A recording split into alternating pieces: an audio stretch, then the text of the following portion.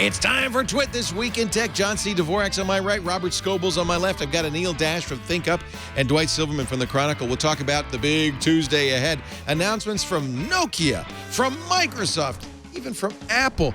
What could they be talking about? We'll talk about watches. Robert's got the inside story and a whole lot more. Stay tuned. This Week in Tech is next. Netcasts you love. From people you trust. This is Twit.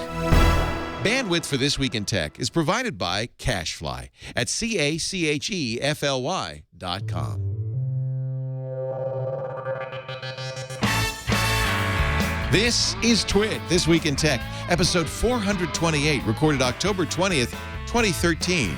Literally the least I could do. This Week in Tech is brought to you by Squarespace, the all-in-one platform that makes it fast and easy to create your own professional website, portfolio, or online store. For a free trial and 10% off, go to squarespace.com. Use the offer code TWIT10. And by Stamps.com. Start using your time more effectively. With Stamps.com, you can buy and print real U.S. postage the instant you need it right from your desk. For our special offer, go to Stamps.com, click the microphone, and enter TWIT. And by GoToMeeting with HD Faces from Citrix, the powerfully simple way to meet and collaborate with coworkers and clients anywhere. Share the same screen and see each other face-to-face with HD video conferencing. You can even present from an iPad. Sign up for your 30-day free trial today. Visit GoToMeeting.com, click on the Try It Free button, and use the promo code TWIT. No credit card needed. And by Audible.com. Sign up for the Platinum Plan and get 2 free books. Go to audible.com/twit2, and don't forget to follow Audible on Twitter. User ID audible_com.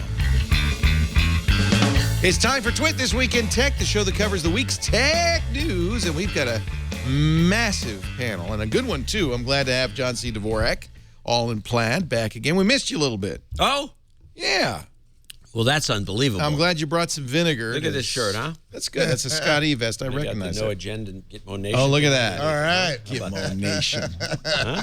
What does that even mean, Gitmo Nation? Yeah, you're in it. It doesn't even mean anything.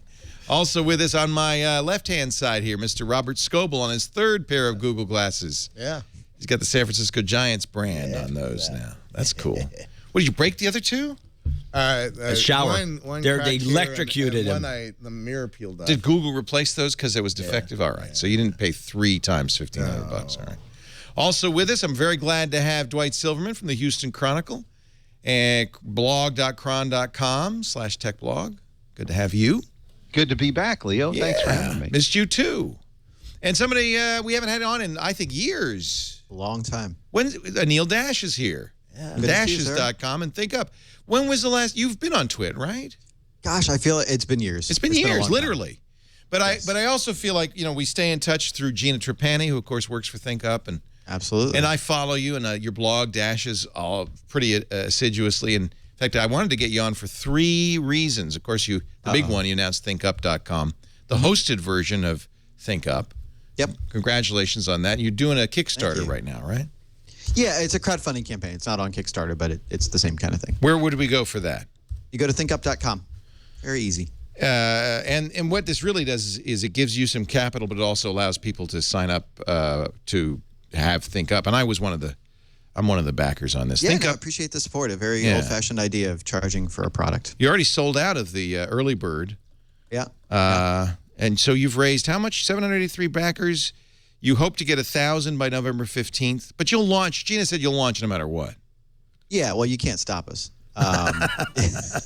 No, we're excited. The response has been incredible. I mean, we thought we would hit maybe 1,000 folks in a month, and here we are, not even a week in, and we're almost awesome. at 800. So I'm thrilled. ThinkUp is a very useful analytics program. It started originally around Twitter. In fact, I've used it. And then hooked. My friend Steve Martin was saying, I want to do a book of my tweets. Is there any way that I keep track of them and the replies? And I was happy to get him over to Gina, and she set him up. So Steve Martin used it for his Twitter book. But you're adding Facebook, Instagram, Google+, other social networks now.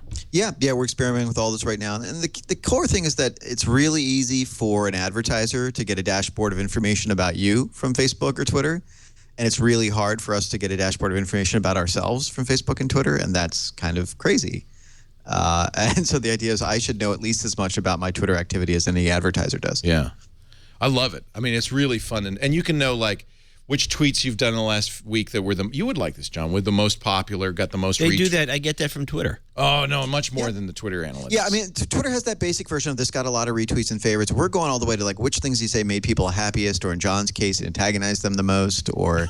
I need this information. You do need to know. Exactly. That's valuable. I've been losing my touch. Yeah. You know, it's funny what people respond to, but it can even be like, did people like your new profile picture better than your old one? And that stuff seems silly, but that's what tons of people do every day using the networks. So, John, we're going to keep track of everything you say today, and at the end of the show, we'll tell you what the most antagonistic thing was that you said. Okay. Okay, chat room, that's your job. They do that anyway. Crowdsourcing it, I know. I know. This is, this is a kind of one of those weird periods where you're just waiting for the other shoe to drop. Apple sent out invitations on Tuesday for an Apple event this coming Tuesday, October 22nd. Of course, perfect timing because that's the day the new Surface 2 comes out. And it's so exciting. It's like a double header. Wow. I'm jacked up about this. Totally. I think if Microsoft had known, they might have delayed. But Look out, Christmas. look, here come the tablets. There is something to be said about that, though, because it really is, it's a tablet world, a post-PC universe. Tablets are doing very well. This announcement on Tuesday will probably be new iPads, probably both the big and the little one. I expect they'll also announce or talk about their new Mac Pro, which they've been talking a lot about since the WWDC in June. Anything else we don't, it's all rumors. Is it worth even speculating? Probably not. Nah. Who cares? Meanwhile, Google can't get the... Well, if you're going to talk about that, you should mention the 8.1 failure on the RT. Well, let's talk about that. That is a very good topic. Well, I want to... All right, But first there's nothing more to say about Apple, right? That's done. That enough the announcement. Well, we have plenty will be said regardless. Yeah, we'll say it next week. Next week's show will be all Apple all the time. Yeah, well, I feel like I look like, the rumor mills are, then the channel now there's plenty of Apple TVs, so I guess they're not going to announce a new one, but, it's all kind of meaningless stuff. Go ahead, Dwight, you have some insight you'd like to pass along, you can. I was just going to say, if it's all the good stuff is coming next week, can we just go away and come back next week? No, there's plenty of stuff to talk about. All right. You may not leave. One thing I want to ask, one thing I want to point out about this announcement on the 22nd is Apple has done this very un-Apple thing where they have announced a product and they're talking about it, but it doesn't exist yet, and that's the Mac Pro, and that's expected to be one of the things coming this week. It's made in the U.S. It's their first product made in the U.S. in a long time, out in El Paso. Is that made in Texas? It's made in Texas, all right. Yeah, made in El Paso, right. And probably with one of the joint Mexican U.S. factories over there. And my suspicion is that I'm real curious as to kind of why, I still don't understand why they talked about it so far in advance. Because I could tell you why, because the pro community has been so pissed off with Apple that they're leaving in droves for Windows and Premiere and other solutions, and they're trying to stem the bleeding.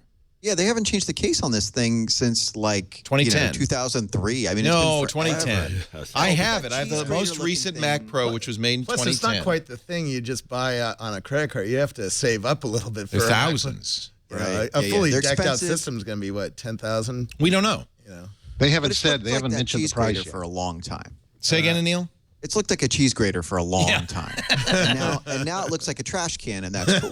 I have one here. Actually, yeah, he's got one here. He's got the prototype. Let me just go get the prototype. Here he goes. He'll be right back with it. Oh, this is sorry. I just quick sponsor read while we. There you go. There it is. It's amazing. This is actual size.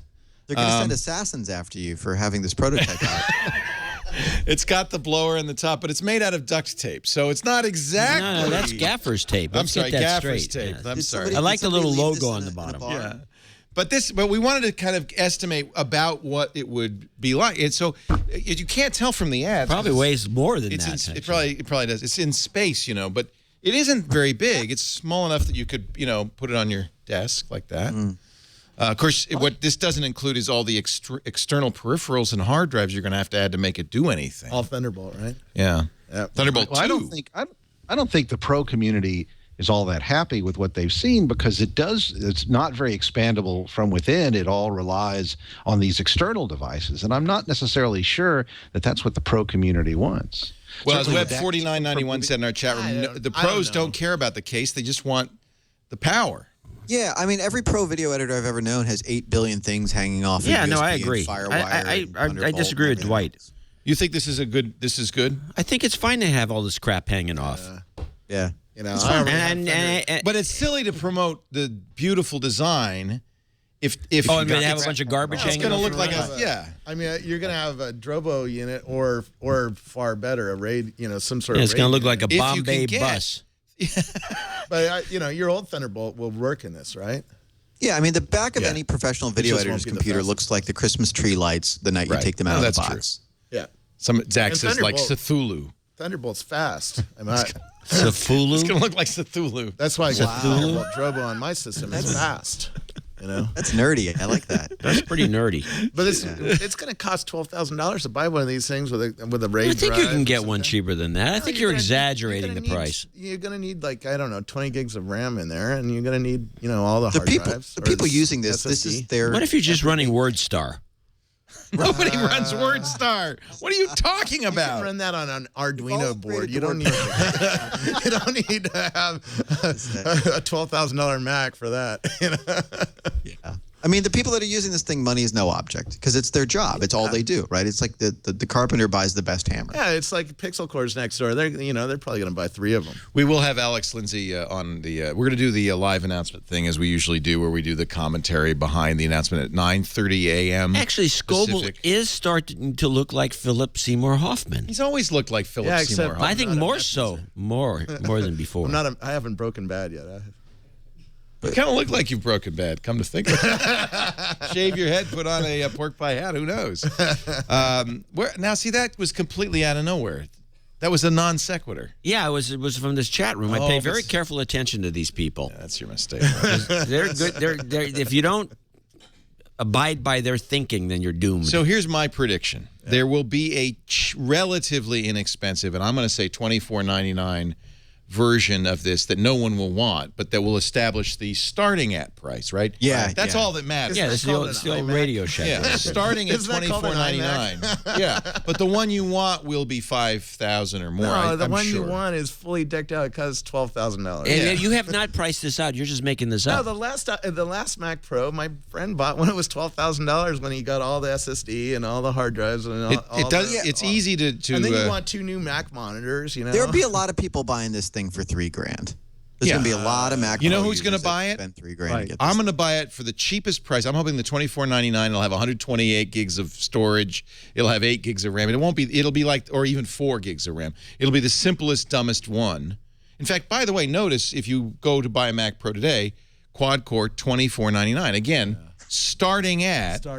But it's not hard to get to 12 core $37.99 and then start to add features. Well, let's have a little bit faster processor.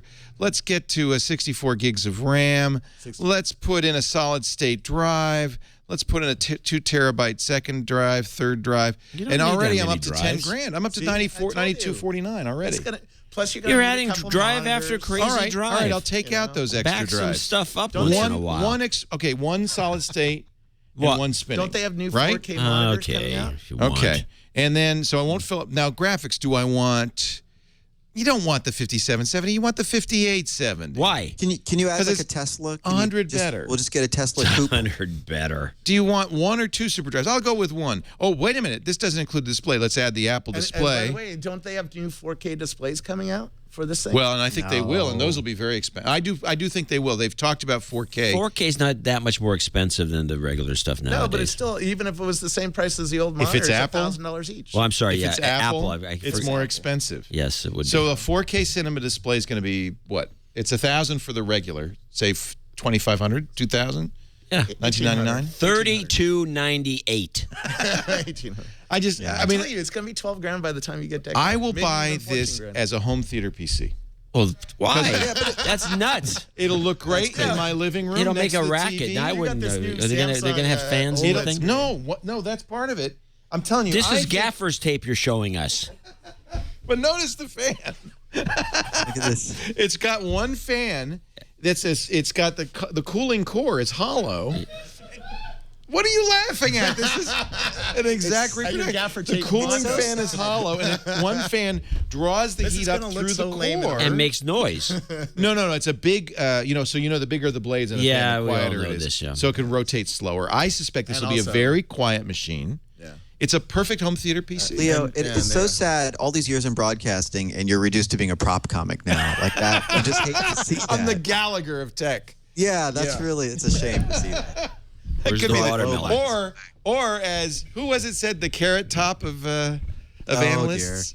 Dick Costello. Dick Costello. We could talk about that. You've been involved in, besides Think Up, Anil Dash has been involved in two major stories of the last few months, and we wanted to get you on to talk about that as well. Oh boy! You threatened to Pax Dickinson threatened to beat you up, so that's good. Yesterday. We'll talk about that. And Dick Costello, the CEO of Twitter, you got a little back and forth over the fact that there are no women at the top of Twitter. There's no women on the board. And that wasn't really what I talked to him about, but there was a conversation about that, sure. Good. Well, I'd like to hear both of those. And thank you for defending whoever you're defending. I think I'm happy to do so. The disenfranchised. There you go. Somebody's got to do it. Yeah. Yeah, I mean, it's a tweet. It's literally the least I could do. It's not like I marched on Washington. It's harder to write short. Let me. Now if it's just you suck. It's the least, Headlines. It was the least I could do. Literally. Yeah. Let's take a break. We're going to come back with more. Neil Dash is here from dashes.com and thinkup.com. Robert Scoble, the Scobleizer from Rackspace. John C. Dvorak, Dvorak.org/blog. And, of course, Channel Dvorak. And from the Houston Chronicle, Dwight Silverman. Still writing for the newspaper? Actually, I do very little stuff for print. Almost everything is in the blog, and I'm running our social media initiatives out of the newsroom. So you talked about the last time you were here. Is that working out? Yeah, it's enjoyable. It's a real challenge. We have gotten, we can safely say we've now got every reporter on Twitter, and so we're using it in much more aggressively than we had in the past. We were already using it pretty aggressively. I was just reading about the budget for healthcare.gov, the Affordable Healthcare Act's exchange, the insurance exchange site, which the government got a Canadian company, CGI Federal, to build. The original budget for that, if you thought your website was expensive, the original budget for that was $92 million. You know what I don't get? It's over $200 million, the final cost. Why didn't they just use Squarespace? That was my thought exactly. $24 a month, and they could have had e-commerce too. Exactly. And it would have worked better. And it wouldn't be down. I can tell you that right now. Even if 1 million people tried to sign up at squarespace.com, you can't bring a Squarespace site down. I could have saved the government a lot of money. A lot of money. I'm going to save you a lot of money. We had a caller today on the radio show say, I spent a lot of money on the radio. I do a radio show. Do you know that? When did that start? The Tech Guy show. In 1992 with you. They still have radio shows? Remember? You and I. I remember that, but I don't remember you doing a news show. I never stopped. Oh. I never stopped. The Tech Guy show. You can't listen to it on KGO anymore. They moved it to KSF. It's at 9:10 a.m. on Sunday afternoons. I'm sure John listens on the way up. I can't get it anymore. Really? They pulled it off of XM this weekend. Well, XM kicked all the Clear Channel stations off, the America's Talking Station. Well, what do you think that was? Oh, that's a good story, and I'll tell you that as soon as we'll I finish do it when we get back to the show. Yeah. So this guy called up and he said, I spent a lot of money on a website, and the developer has absconded. I don't know who. I don't know who did the name. This is the government you're talking about? No, it could have been though. I don't know where it's hosted. I've lost the keys to the kingdom, and this happens all the time because people don't know. They want to do a website. They get a contractor, and they don't realize the contractor's got the domain name in their name. They've got the hosting in their name, and if they leave or they move to Aruba, you're out of luck. That's dumb. Squarespace, you've got complete control of it all. They will register a domain name for you, so it's all set up. When you buy the annual plan, they'll do that for free.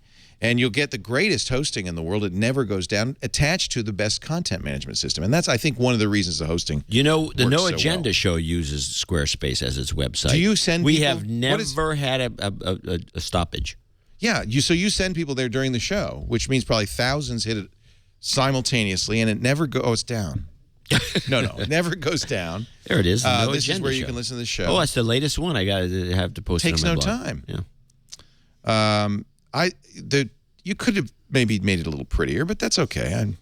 Well, this is yeah. It wouldn't match John's brand. It wouldn't. You have a simple brand, a clean, simple brand. Minimalism. It's the minimalism. It's the plaid websites. A little hipster, a little minimalism, all built in one. You know, you get your choice. If you go to squarespace.com, click the Get Started button. You don't need to give them a credit card. You can, for 2 weeks, create your own site. You're going to pick a template. They have new templates coming out all the time. Great designers working at Squarespace. One thing all the templates share, though, they're all mobile responsive. That means your site will look great no matter how big or small the screen is. Very modern and very important to do that. They also support commerce. So all of their sites can be, you can add the commerce capability. So if you want to sell stuff, you can. They've won numerous design awards from the FWA, the Webby's Forbes Awards. They've also got just incredible, simple, easy to use, point and click, drag and drop interfaces. But if you're a developer, you can also use CSS and JavaScript. They've got a great developer platform as well. Let the girls play outside. I love this. This is wildlife portraiture. It's fun to visit the various websites created on squarespace.com. And one thing you'll notice immediately is they all look unique. You don't look like you've done well, except for that one. You don't. You don't. You don't the default template. You didn't change it at all. We like it. Yeah, why change it? It's got a look. Something's It's got a perfect. kind of thing, you know. It works for us. You don't have It's to a change it. podcast. You don't need the website. That's to be what I keep fancy. telling people. It's just a podcast, for crying out loud. The price is right, too. It starts at $8 a month when you get an annual plan, but I think you're going to want either the unlimited plan, $16 a month with unlimited pages, galleries, blogs, unlimited bandwidth. You'll never get a bandwidth bill, unlimited storage, unlimited contributors. $24 a month, you also get commerce, unlimited physical and or digital products. So you can sell CDs and MP3s, books and ebooks, that kind of thing. The mobile store will give you inventory tracking, the tax calculation, shipping. They'll do coupons if you want. I mean, it really is the best commerce solution. Plus, it's global. Your online store is available in 10 countries, US, UK, Canada, Australia, Belgium, France, Germany, Ireland, the Netherlands, and Spain. They're adding more all the time. It's free to try. 2 weeks free. If you decide you want to buy, do use our offer code TWIT and the number 10, and you get 10% off and show your support for This Week in Tech. So offer code TWIT10 when you decide to buy for 10% off your new account. Squarespace.com. I see a lot of bullet points in that last ad. I don't even read the bullet points. Yeah, you did. You actually read those bullet points. I just kind of, I consider them a serving suggestion. Like I put a little sprig of parsley on there and I'm done. See, I didn't mention that they won a gold Stevie Award. I left that one. I don't know Stevie. I don't either, but I'm sure it's good. That's for service. All right. Well, that's so what Windows 8.1. Oh, yeah, that's a right, good yeah. one. Let's came out this week. It was a fairly easy update if you were using Windows 8 Professional. No problem at all. Our friend Tom Merritt, who runs TNT, had the misfortune. He had a Windows RT tablet. A Yeah, Surface. this is where the real problem began. Bricked it. Yeah, I know, it's hilarious. So And that's strange. I'm the user of a Surface RT. I'm the guy who bought one. did you upgrade? And I did, but I upgraded a while. I think they had a developer one. Oh, you did And the I preview. and I had no problems. But you haven't done the new one. I think I have. And it had no problems. Well, maybe there was a process involved here by doing the first one and then upgrading one more time. It could be. Yeah, These kinds of things happen. Maybe that solved it. But I feel like it's actually a pretty good product. Which is kind of weird. I but wouldn't go that far, but it's a I big wouldn't either. improvement. It's a big improvement over Windows 8. Well, it goes a I long don't know way about to that. kind of fixing a lot of the things that everyday users complain about, but it kind of doesn't go far enough. There are little things in it that make it a lot easier. When people would complain to me that they didn't like Windows 8, they couldn't find their programs, I would tell them to use the search box, and that brings up that kind of wide field of apps so you can see all your apps like the program groups. And they've put that in there with that little arrow down at the bottom of the live tile, the live tile field, and that lets you see everything. So if you kind of take somebody who doesn't like Windows 8 and show them Windows 8.1 and walk them through it. I've done this with a few folks. They tend to like it better, but there's still that annoying, that start screen just really is irritating to people. It makes them feel like they can't find their stuff. And I like David Pogue's review where I thought he was right on. I think he nailed it. Yes, he did. What did Pogue say? He said there's two worlds. There's tile world and there's desktop world. Sure. And the two just aren't really don't mesh that well. Microsoft did one interesting thing where they finally allowed you to have the same wallpaper for the tile background as the desktop, and that actually does. But find make it that less setting. I jarring. cannot find that setting. I've been searching. It really does unify the experience. But I'll tell you, my experience is a little different. I was always a Windows guy. I never had an Apple computer ever until a couple years ago. A company I was at, they were like, "We don't have a Windows laptop handy. We're going to give you a Mac." And I said, "I'll try it, sure." And so I've been Mac ever since. And that was, the sort of the Windows XP days, and it was a pain in the butt to manage the computer. But I kept an eye on Windows, and then I got this Surface RT, and Windows 8, and the first time I played with it with Windows in years. And what they call Tile World, and Pogue's framing of this thing. That's all I use. I've got a bunch of apps. They're all native to Windows. I use it every day. Now, my main machine is still my Mac, but I go in there and I fire up Skype. I set up a couple tiles. Next to it is my chat or whatever I'm doing, or a browser open to whatever we're talking about in Skype. And I got the next to each other. It's the best Skype on any platform. It's the best Netflix on any platform. It looks really nice. It works great. And I'm kind of like, maybe I'm crazy. Maybe I'm the only person that really gets this thing. But I'm like, every once in a while, I can drop into Office if somebody sent me a Word doc. But that's how often does that even happen anymore? But for the things that I'm doing every day, I use Trello, that sort of list making app, the to do app kind of thing. Dan Brickman, right? Yeah. It's Joel Spolsky. Joel Spolsky, that's right. Yeah. And that's a great app, and they're all really good apps. And I feel like, hey, and I can have two of them up at a time, which I can't do on my iPad. I can copy and paste real easily, do all those kinds of things I would do, and I'm like, this is pretty good.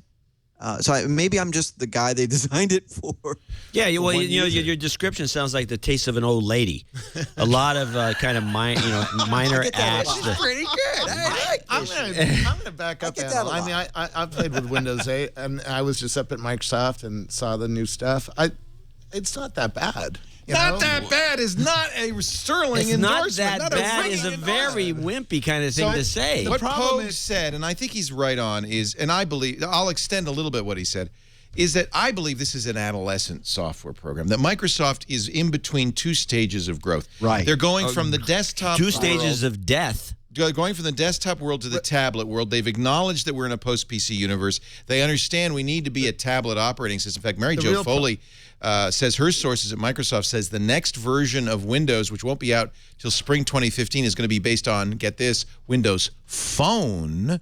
This is where Microsoft's going. And so when you use Windows 8, you're using an adolescent product that's halfway grown. Right. It's half between desktop and half between tablet. The real problem I have is nothing Anil said. I was at startup school, Y Combinator. It was 1,600 entrepreneurs. That sounded like fun, by the way. That was yesterday. I didn't see a single Windows box there. And these are the kids who are building the companies. They're bringing the coolest stuff to the market. And so if you are betting on the Windows what did they have? Macs. And I saw Mac iPads, laptops. I saw Androids everywhere. These kids are totally into the mobile phones. That's where they're developing the coolest stuff. iPhone or Android, right?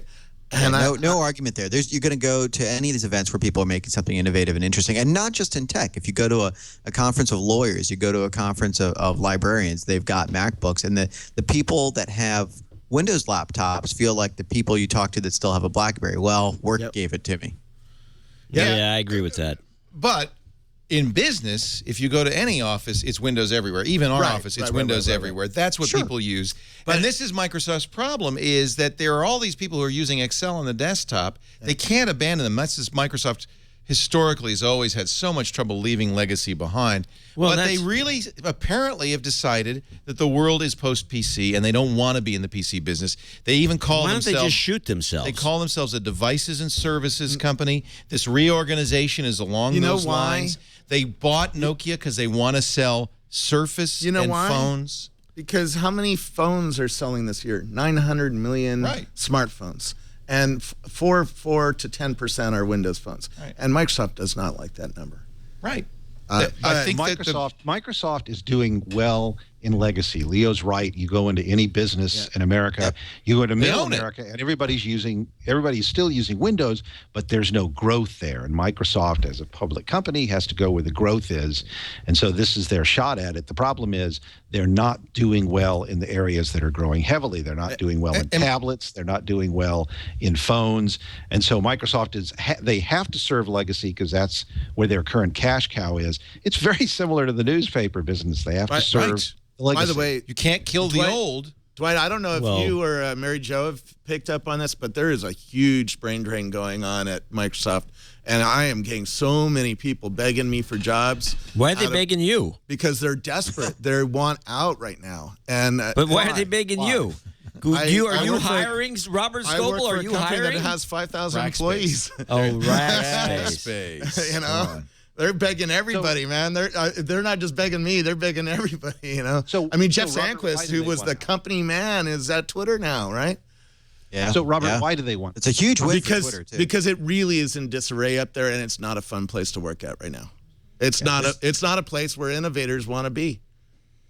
Well, in any transition, right? They're changing leadership all the way around at the top. You know, obviously getting rid of the CEO, obviously changing the organization of the company. Any of that kind of stuff shakes out anybody who's loose. It's worse than that because like you said, all the cool kids in the world are not using Windows boxes. And they know the world is moving somewhere else, and people who care about their future careers don't want to be where there's no movement. You know? Yeah, and worse, the only cool thing they've done, Xbox, I think consoles as a whole are getting displaced by tablets and phones. Yeah, so that's a bad. So bad place my advice to people is you don't want to be caught in this kind of in-between world. You should stick with Windows 7 unless you have to buy. If you're going to buy a new computer, you have to get Windows 8. You get Windows 8 and Classic Shell is a great combination that works. It still feels like I know, but it depends who you are, right? If you're that guy who only uses Excel every day, Windows 8 is great. Yeah. We're all old timers, right? How does this compare to the transition from classic OS, Mac OS, to OS 10? I feel like it's better integrated in Windows 8. Oh, I disagree. Nobody bitched about the change to OS 10. Well, first of all, back then nobody was using a Mac except for Leo. And believe me, OS 10 was such an improvement over classic OS. But Apple did the right thing. They had a classic shell. You were able to run classic software. Full emulator, right? And they made change. Apple's always been good at cutting off the old and moving on. It also didn't change the look of the OS all that much. I mean, you still had the same menu bar with the same Apple bar, the same app switcher. The blue box. Aqua was a big change. OS 10 was a big change. It was a big change, but it wasn't that big a change in UI. Windows 8 is a dramatic change on the UI. The first thing you see does not look anything like Windows 7. Well, and we have to mention the idiotic full-screen apps. Even though now you can split them up a little bit. Except that's the future. That's ridiculous. Yeah, if you have a big monitor, you got a big app that's this big, you don't need it that big. You want to have the feeling is nobody's going to have big monitors anymore. Well, you know where this is coming from, though? When I worked at Microsoft, I worked the support line, and I had to help a lady drag an icon across the screen for half an hour. And that's who uses Windows. She wasn't up to something? I don't know, man. It's really hard to help normal people use a computer, and we in this room all forget that we are so advanced. It's not that hard. It's really hard. 12-year-olds can do it. No, it's really hard. No, John, it is really you don't. Hard. I agree. Okay, you guys can be part of this bashing the computer scene, and oh God, the DOS prompt is so complicated. You got to admit, sitting down at a tablet, the kids immediately grok a tablet. Nobody they grok it. They can sit not down on my watch. They can sit down on an iPad, and they know how to use it. 2-year-olds know how to use it intuitively. Yeah, I have a 2-year-old, and that's what we do every day. We spend a little bit of time. He plays flashcards. Put that 2-year-old in front of Windows 8.1. I don't think you're going to have the same result. Well, actually, the Surface tablet he can use because it has the tile screen, right? So does he? So he's as proficient with it? Yeah. Oh yeah. Except where's the YouTube app? That's the first thing my kids look for. But they're older, right? That's I have a 4-year-old and a 6-year-old. My point is, if he got thrown into OS 10's desktop or the Windows 8 desktop or any other Linux desktop, tablets are easy. They would just walk away. It's just broken. So I started all this because Microsoft has pulled back. This is just another example of dumbing down the public. I end with that thought. You may continue. I'm sorry. Chat room, what do you say? What's the aggravation scale now? Let's get a meter reading. Am I high? No, I'm not high. Yeah. Windows 8.1, the Surface upgrade has been pulled by Microsoft because it did brick. You're lucky, Anil. It bricked a lot of people. Yeah, and they pulled it off, right? They've pulled it. You cannot upgrade your RT. Oops. A little bit of a black eye. A situation. A situation has arisen. Here's the situation. What's the situation? The situation is it messes with the boot sector, so that you essentially, it puts you into a loop. You can't boot the machine once you've done this. Yeah, I think Anil downloaded the developer. The finished I got lucky. Gold bits, right? You got the gold bits, the finished gold bits. Which, by the way, Dwight, I believe what Anil did is probably what they did at Microsoft. So all the self-testing that went on at the company, they never went from 0 to 2. Yeah. They all did the 1, 2, 3 steps. I have a story about the first iPhones. Before you do that, quick tip: make your recovery disk before you upgrade anytime. Yeah. If you have a recovery on Surface RT, it's a snap to go back and fix it. But if you didn't make your recovery, nobody does that. Go borrow somebody else's because that's what I think John's exactly right. They all tested like I did, and they didn't think about what an actual consumer would do. Yeah. But there's no recovery disk on Windows RT. No. You can make a. You can make a. You can make a but flash you can't drive. go get somebody else's. In other words, you either do it on that machine or you don't do it. Oh, is that true? You can't use somebody else's. It's personal to you. How ironic. Yeah. That's not good. Apple internally iPhone story. Well, when they were launching the first iPhone, back then, before they were launched, they hand graded about 100 of the first prototypes, and they had them in piles.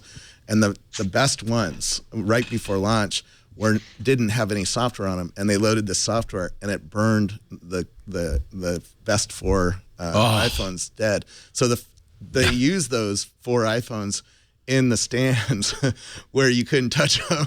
Smart. And they painted the icons on by hand.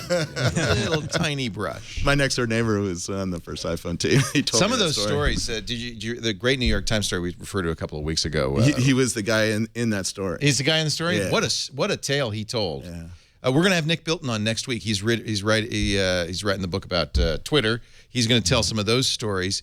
And then the Wired book is by Fred Vogelstein. Fred Vogelstein. I want to get him on. Yeah. And then there's this new Amazon book. Brad Stone. By Brad Stone. There are 3 great kind of... I've been waiting for these behind-the-scenes stories, a la Stephen Levy's famous Soul of the New Machine. I got the Amazon one and the Twitter one, and they're both good. And just great stuff. I have... my best friend is the guy in the Apple book. So... he's been telling me these stories. Can't wait to read it. It is great. Well, and there's some real reporting. I mean, that's the thing I love about these books. They are the real reporting. You look at I complain all the time about the tech blogs and how superficial and stupid they are. This is the opposite extreme, right? This is like years of interviews with all kinds of people from the company, people that left the company. It's like, that's the thing I love is people putting in the work. Can't wait to read them. I'm reading right now is Dave Eggers' new The Circle. Yeah. Which is basically a romanza clef about Google. And kind of and Facebook a little bit too. And, I can't tell. Is it Facebook? Is it Google? Is it Apple? There's the CEO, the founder wears a hoodie, so maybe it is Facebook. It's a great novel, though. Yeah. Wasn't Soul of the New Machine by Kidder? Tracy Kidder, you're right. What was Stephen Levy's? Oh, he did Hackers. Yeah, Hackers. That's right. I just love those embedded reporter stories. There was another one called Showstopper. Pascal Zachary, your buddy. Wrote that. It was all about the creation of Windows NT. Windows NT. Right. Yeah. I love those embedded reporter or heavily researched reporter stories about the beginnings of things. By the way, I love Amazon because if you go to any of those 3 books, it'll tell you about my book at the bottom. That's good. It says people who buy this book also buy my book. Plugs in. No, I don't care about the plug as long as I'm on that Amazon page. That's really the best place to be, isn't it? We should mention Robert's newest book just came out. It's his second book with Shell Israel. This is called now The Age of Context: Mobile, Sensors, Data, and the Future of Privacy. Timing's pretty good on this. Yeah, very, very good. I'll tell you what, but you got a log roll by Vic Gundotra on there. Yeah. That's pretty good. Well, he was one of the inspirations. I think you spelled his name wrong on the back. That's fixed on. Okay. So what's it would be probably nice spot, Leo. The reason you got the free ones is because these are the early copies. Thanks, Scoble. Probably a bunch. Actually, inside is all empty. Blank. It's blank paper. Yeah. Review galley. Yeah, it's a good book. One thing, we Scan Amazon the barcode for the corrected edition. We self-publish, and Amazon prints this book for us. Oh, really? And so we don't have a book publisher. And Amazon had that's this, where an editor really makes a difference. Well, Oh, we had you can 3 hire editors actually. We hired our own editors. That's the way to do it. Sure. This got in your not postage stamps. box in 2 weeks after we finished the book. That's cool. And most book authors have to wait 3 months, 6 months. Did you use a Squarespace template for the pages, or is this? We used we used whatever Amazon does for you. That's nice. You hand them a Word. Well, you take Word doc into Adobe. Do you mail these out? Because if you did, you might want to be thinking about stamps.com. I do mail out some Segue copies, number 2. But most I think anybody who does a lot of mailing, it's be crazy to go to the post office, buy stamps. It's nuts, Leo. Nuts. It's nuts. And tell me if you do this, John, because I do this. If you're mailing a package, you don't know exactly what it is. You don't want to send it postage due, so you always put a little extra. Like, I know it's not going I to don't even know if they do postage due anymore. I think they just send it back to you. No, I've gotten postage due, and it's very embarrassing to the sender. You got to give me I got to give you a nickel to get my package. So I always put like an extra buck or so. Oh, you're just one of those guys. Overpay. Yeah, you overpay. That's bad. Stupid. You You're have to wasting be money. a squanderer to do that. And I'm no longer a squanderer now that I have the USB scale from Stamps.com. I know exactly what the postage is. In fact, Stamps.com will even look at the thing and suggest a class of mail to use.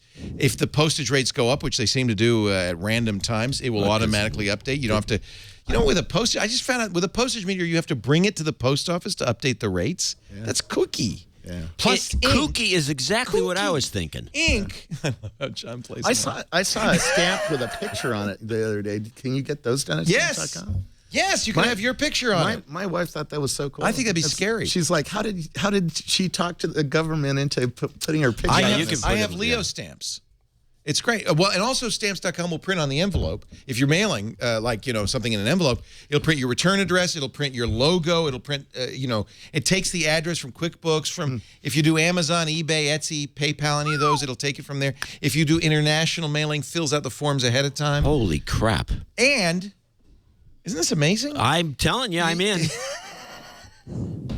It's going to be harder to tell. I've always liked so Stamps.com, fun doing ads by the with way. John. I just love it. I have enjoyed this company since they began. I just play to him. Did you know this? I bet you didn't. Postage meter ink is 100 times more expensive than inkjet ink, which is already overpriced. Whoa. You mean It's you're more telling me? expensive Wait a than minute. oil. You telling me the Pitney Bows? Yeah. Don't mention a name. The competitors. But for example, the competitors with the Stamps.com. The those other old guys. school people. Yeah. What you're telling It me looks is like they're making money on the ink to the extent that the inkjet printer people are. Yeah, more than 100 times. It's a scandal.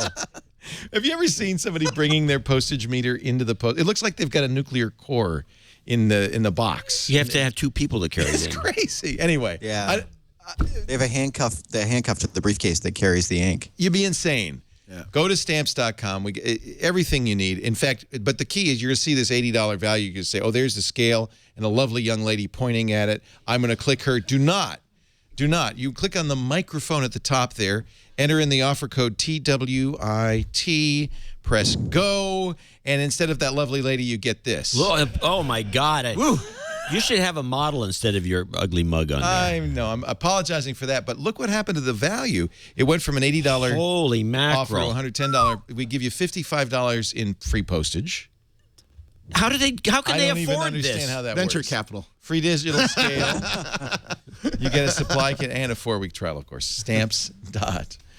I think most people that do Etsy have this already. Oh, God, yeah. Yeah. You'd be crazy not to. It's the only way to do it. Unless you really love your post office, which I don't know anybody who does. I used to go to the post office. I love my post office. I have a great post office. Seriously. They move along. They got people in and out. It turns out that the post office is kind of a federalist system, so every individual post office is managed separately. It's not like that explains a lot because ours, these guys move at the snail's pace, Yeah, and I guess ours doesn't you have a manager. you wait in line, and then they go close the doors, and take a break. It's very interesting if you look into the structure of the post office. It's a very a centralized operation. So you have the individual postmasters at the various little post offices kind of run their own fiefdom. And so you have a crap postmaster in your place, you're going to get crap service. That makes sense. Yeah. All right. That's well, why that's it why I varies. only use stamps.com instead. Yeah. Or if you have a good post office, you don't have it. What is this No, you you got can here? just take the... So we're having an unboxing, just even while John and I are talking. By the way, I love Scoble's bored. Stimpy in the chat room says, I don't just use postage, man. Stimpy Cat I'm not a says, Netsy user. I imagine Leo and John playing checkers on the porch of a country store in Vermont, drinking grape knee-highs and graping. Who is this maniac? He's nailed us. I think that's exactly right. So what, you brought this from Oakley. Oakley, Okay. now wait a minute, what's the relationship of Oakley to Red? Because he started Red, right? Yeah, the founder of Oakley sold Oakley. He sold to Oakley, Luxottica owns Oakley too? Yeah, they own own everything. And they're making these charming. ski goggles. Now the ski goggles aren't what's interesting. Is there anything you won't put on your head, Robert? Don't ask. It's not. I'm not judging. There's not much. Yeah, I admire that actually. Look, There's not much. The next generation. I couldn't afford the real thing, so I've got the Come box. to Burning Man, man. Come to Burning Man. You'll find out what goes on my head. So what- I have a We don't job wanna and I wear know. shirts and towels, so I can't go. So what makes now they had USB goggles that you could play your iPod. So inside here, and It's I don't know where I should Pass hold it this to put it on camera. Well, we want to put it on camera, so here. Okay, well, But Is it inside upside here, down? there's a Recon Instruments computer with a screen. Oh, it's Google And- Glass. Well, it's similar to Google Glass, and it has a computer and a sensor. So And it tells you much how do they fast weigh? you're falling. it tells you how fast you're going, Yeah. how long your hang time was, where you are on the mountain, and if you give all your kids the Airtime app on their Android or iOS phone, Yeah. you can see where they are on the mountain. Wow. And chat with them and do a whole Sonny bunch of Bono would have loved these. he needed. stuff. Well, he needed a helmet. Oh, That's kind of cool. yeah, that's a pretty bad cold. joke, That's Leo. sorry. That was I've grim. never That heard was anything grim. very like bad. that. Very bad. I think we should only insult him about the copyright law, not. Anyway, Yeah. this is more of the where I'm going to the Consumer Electronics Association on Tuesday, and this is some of the stuff that they're. How much do they weigh? Is it like a bowling ball or is it? No, this is light. It's a ski goggle. It's the same Okay, all right. weight as a ski goggle. You don't know. Like they might just like they used to make those things that weigh 20 pounds. Like the No, thumps this is were very pretty light. heavy. They're actually surprisingly light. But what's interesting, is that the same kind of... I mean, this is basically a stock screen you can get anywhere. Is it the same kind of screen that It's Google Glass similar. uses? It's a small screen. It's not a wraparound. You know who computer we screen. had on Triangulation on Wednesday, and if you haven't watched it, you should, is Jerry Ellsworth.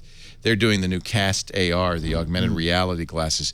They're the idea is amazing. She invented it at Steam. Yeah. When Steam fired her, she went into Gabe Newell and she said, "Can I just take these with me?" And he said yes, which is unheard of. They have, so you're wearing, they look like sunglasses, and over each eye there are two Pico projectors. Two projectors, little Pico projectors, the kind you'd see on the cell phones. Yep. And then over your nose, there's a camera. Yep. And it projects onto, you have to have a screen surface. It projects onto it. The camera is looking at special LEDs so they know how your head is positioned. Yep. And it's amazing. You're looking, you can see the real world, it's their heads up, but you're also seeing a display on top of it. It's very interesting. There's another startup called Meta, which is doing two-screen glasses for gaming and stuff. So I there's a lot really of believe innovation in wearables. I don't think that Google Glass is it. I played with the Galaxy Gear for a while. It's not quite there. The Pebble not Well, first of quite all, there. this is a prototype. So when we see the Exactly. shipping product in March, let's say. You think that soon? Yeah, we're going to see it by May. You're going to be able to buy them by May. Otherwise, Google really will miss the market. But, Because Apple will in June or sometime. If they're there's a coming out market. with the iWatch. You know, See, is there a market, Anil, do you think? Meh, no. I agree. You know, I like, disagree. I agree. The watch I is know. Not obviously. not a 2014 market, but I've shown them to 800 people, and I was at the Pumpkin Festival in Half Moon Bay today. People were stopping the me. Pumpkin Festival. Oh yeah, People Today. today, And you came all the way up here from Half Moon Bay? all the way. Wow. from Half Moon That's Bay. like 2 hours. you need it a was chopper. 2 hours and 15 minutes because of the traffic from the Pumpkin Festival. Oh, thank you for coming. So the Pumpkin Festival, they were all goo goo gaga over something? People love wearing these. Oh, because you had the glasses on. Yeah. You know what? And they were pumpkin colored. Now You'd that's get a the novelty. same attention if you were 10 feet tall or painted blue. I think doesn't it's mean it's blue. good. This is easier than paying myself blue. So. I mean, what I'm just saying is you're a freak. It No. doesn't mean they're Yeah, really you're- wanting. No, You're a people freak. put them on and they say this is the coolest thing. I recorded some high school girls in audio. You can There's listen the on. problem right there. High school girls. Yeah, that is the issue. Boy, That's how- the No, I thought they were going to give me crap, so I started recording. Give you what? I thought they walked by me and Oh, started I see what whispering. you're I thought saying. they were going to call me a dork or something. So you're the only one who hasn't waited. No, one of them was going to crawl up behind you, and one was going to push you. No one would call you a dork. So, Dwight Silverman, you're the only one that hasn't weighed in. We have a meh, a yay, a meh, and a meh. Wearables, what do you think? Not yet. I think Is it it will be a big deal, but none of what we're seeing right now is what is going to catch on ultimately. Yeah. I don't think that I've tried Google Glass, and you get that kind of initial, oh my God, this is cool, and then the more you use it, the more you run into the obstacles for it being truly useful. You know, Robert's an enthusiast, but you put it on the head of people who like want to do it to actually do things, and I think it becomes more clunky than useful. And the same thing is true of the Galaxy Gear.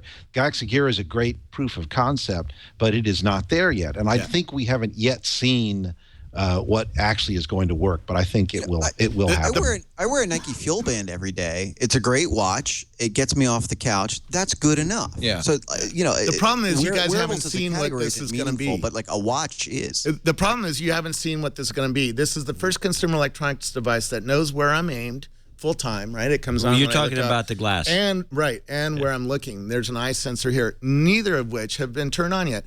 There's games, for instance, that I've seen built that were hacked into the glass where aliens come off the ceiling and you shoot them just by looking This at would them. be great for There's a someone on lot drugs. of functionality to come. And that's why you can't base where the market's going to be potential. based on this product yet. Oh, I agree. There's potential, but it feels like you remember, and I'm sure Robert, you do. Microsoft made their tablets in 2002. I was a tablet Windows evangelist at Microsoft. Right, So I know that. Right. So Took a little longer to get it off the ground. Right. Well, it were had to be. tablets as an idea valuable? Sure. Was the product conception so far off as to be almost unrecognizable compared to what actually succeeded? Yeah. I think in And that's what's 2014 gonna it's going to be the Apple iWatch is going to clean up. Yes. And, yeah. So you The think watch the is watch? gonna You're a do big well watch. because people wear watches. Well, let's be honest. This is not done. We don't know the price. We don't know there's no app store. There's no API Let's yet. go back to There's the no- watch. The Apple iWatch is closer to being done, and the people I know who've seen it say it's spectacular, and it's going to blow away all the other watches in the market. So you know people have seen it. Yeah. This book is kind of about this stuff, right? Yeah. Age of Context. So tell So us wait, what this- you've this- heard yeah, I about wanna this. hear more. You're the only one in the world who's seen people who... It has a curved glass screen with the Willow glass from Corning. Corning's the glass manufacturer. Right, that makes we know that. Gorilla Glass, right? And they have this new flexible glass. We know that too. And it's the new watch is very beautiful and uses this flexible glass with a really nice screen on it. And it's going to be fashion. Why did they just hire the lady from Burberry? Hannah the CEO Arendt, yeah. from Burberry. What's her name? Arnett? Arendts. Not Hannah Arendts. That's another person. Yeah, but she's And the they've CEO. also hired somebody from Levi's who also is And a big- they hired the guy, The Nike the guy. guy then from Nike, right? So they're building a stable of talent at Apple that's all about lifestyle and fashion. And I thought there's that was a very big interesting. hint there. Yeah. There's a big hint there. The fact that they hired an executive from the CEO of Burberry Which is weird.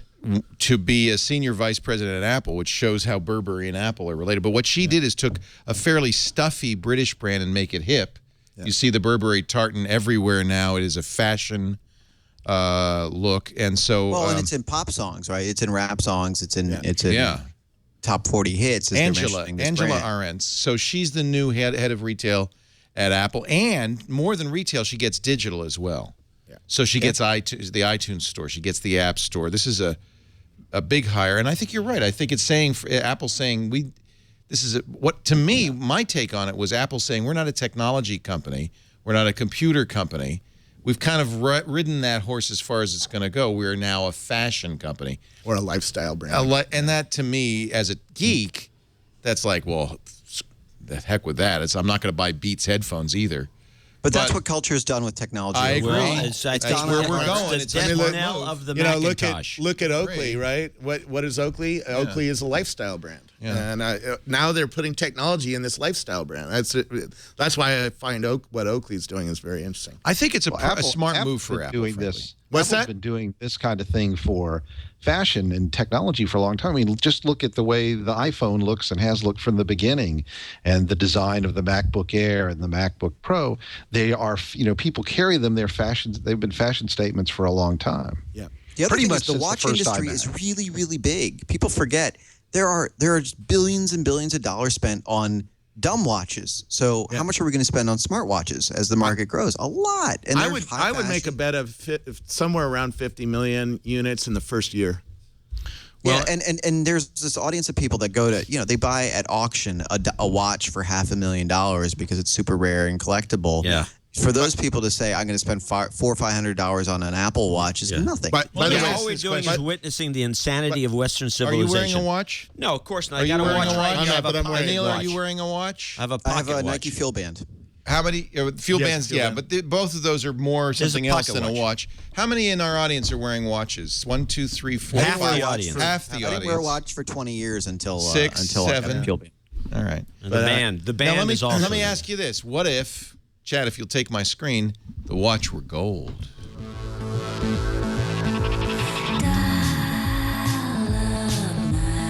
What is this you've got? Watch it, so to speak. Watch it.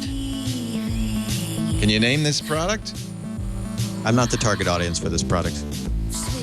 Boiled beets. Oh, the gold iPhone. It's the gold iPhone ad. Apple released that today. Mythical gold iPhone. A So- gold. What a It's fast- gold. here's something else. Fascinating ad. Here's something else Whoa. Apple's doing that you got to watch. They're sticking low-energy Bluetooth beacons into the baseball parks. Do you know what these That things sounds are? painful. I don't know. Yes, because last time you were on, you were talking about putting these beacons in the Ritz-Carlton at Oh, the yeah, Half Moon beacons. Bay. Yeah, we are. These illegal beacons. Illegal beacons. And so as you walk around, This is using low energy. low Bluetooth. energy. How many people have an iPhone with iOS 7? Oh, the same people By the wear way, watches. you are already What a carrying. weird group. You're already anybody who has iOS 7 on an iPhone is already carrying one of these low energy Bluetooth beacons. You're Even the being older followed. iPhones Yeah. did this. Yeah. And it spits an identifier into the air if you turn it on. Which Isn't means that have what to you re- want? An identifier, so wherever you go. Yeah. So if anybody's out ads there can actually pop shoot up. No. you, they can. You know what it's going to do with the watch? Your watch Ads. No, you're going to get close to somebody and hang out with the three of us, right? And the color of the watch is going to start changing. So the gold is like a inside- mood ring. It's Holy fashion. crap. It's Fashion. Holy mackerel. You know what? All I gotta say is fashion has done very well. People will buy a $1,000 dress yeah. because the hemline changed an inch. It will. This is not a bad thing from a commerce point of view. But from a but tech as a geek, point of view, from a it tech point of view, sucks. it's the end of the world. Google crosses $1,000 a share. It is now at Damn, I should have bought some. $1,011 a share. Yeah, it's a good all deal. because of their quarterly results. The price of the Google, the price per click slid again. In fact, a deeper drop this quarter than last quarter, but they're selling a lot more of them. They've got 41% of all digital ad revenue, 53% of all mobile ad revenue. A very big quarter for Google. Revenue of $14.89 billion, up 12% year over year. Their net revenue, $11.92 billion. That's $3 billion a month. It's not bad. I'd take it.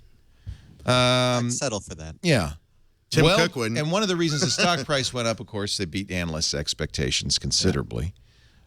So a very good quarter for Google. Larry Page had such a good quarter, he said, I'm not going to do these analyst calls anymore. I've had enough. He said something like, you want me to use pointless. my time most efficiently. This is not it. Right. See ya. Well, good for him. Yep. Plus he's But that hoarse. shows how but that shows how powerful he is now, right? He doesn't need to do these. He's One turning into point. Howard Hughes. Is his voice working yet? Again? No. He has paralyzed vocal cords, so he's like a little bit like that. Yeah, it'll probably never recover. Yeah. I think is the. He had it as a kid. Oh, I didn't know that. Yeah. No, it's harmless, but makes you sound funny. It would be bad if it happened to me, but Now you might sound better. Hey, People how you doing? I'm Leo Laporte. I haven't been smoking and drinking. People activate, get this, 1.5 million Android devices a day. Yeah, that sounds good. Although, we can talk about another number in a second. There is definitely some support for the idea that people will use Android phones, use them as phones, not as computers. Yeah. Talk about that in a second.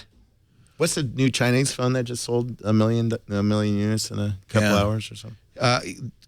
Xiaomi. Xiaomi. That's the one that But they're an Android phone. Hugo Barra went to. Yeah, chow mein. They're kicking butt in China. Yeah. No, they're going to be a Somebody's player. got I mean, to. I think they're going to come to the U.S. and I think they're going to do well. It's fun. I'm at Google right now. I'm at their open source summit for folks that work on open source projects, and it is interesting that we went by the Android building where they have all the the characters out front, the Kit Kat bar and the donut and whatever, and there's people in that building right now. I mean, it's Sunday and that building is full. So You bet. That's interesting. They don't go home. Nope. But what's interesting, Kind of like the Roach Motel. they got free food, they got Segways, The idea. they got You keep them there. They got Oh, sleep yeah. pods, so you don't have these to bikes, go home. these really nice bikes they Then ride you around. die there. Barbers. Barbers, so you don't have to get a Yep, haircut. barbers, They right. do your dry cleaning. You drop off your dry cleaning. Yep. and stuff. They change your oil. They told us that they get their oil Change your changed. Like oil. somebody comes by and Haircuts. changes the Even oil. if you Is don't that have a car. Is that a euphemism? No. Oh. It might be, but I didn't ask. I was like, that's all I need to know. I'm good. They'll I change work it at in your Google and self-driving I get car. my oil changed weekly now. I'll bet you do. Facebook ad profit. This is, a study by Nanigans, which sounds like a place you go on Friday afternoon to get a beer and some potato Get your oil skins. changed. Maybe get your oil changed. Nanigans says that click-through rates on its Facebook ads are up 375%. Its overall return on investment is 152%. A study of more than 200 billion ads on Facebook says mobile ads on the iPhone generate 1,790% more return on investment than ads on Android. And this is part of That kind of an actually makes- onslaught. I've heard this from several entrepreneurs. Who run. Apps make more money. Ads make Yeah, more money. I believe this. And all you have to do is walk into the first class section on a plane, and you see mostly iPhones, and that's why. Nanigans. The rich people have iPhones, and therefore they are the ones who monetize through ads.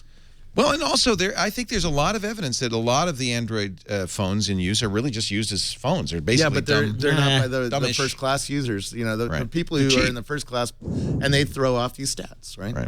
If you're a billionaire and you click on an ad and you buy a I'm still Tesla, waiting for the Nexus 5. You throw off all the stats for the rest of us, right? Yeah.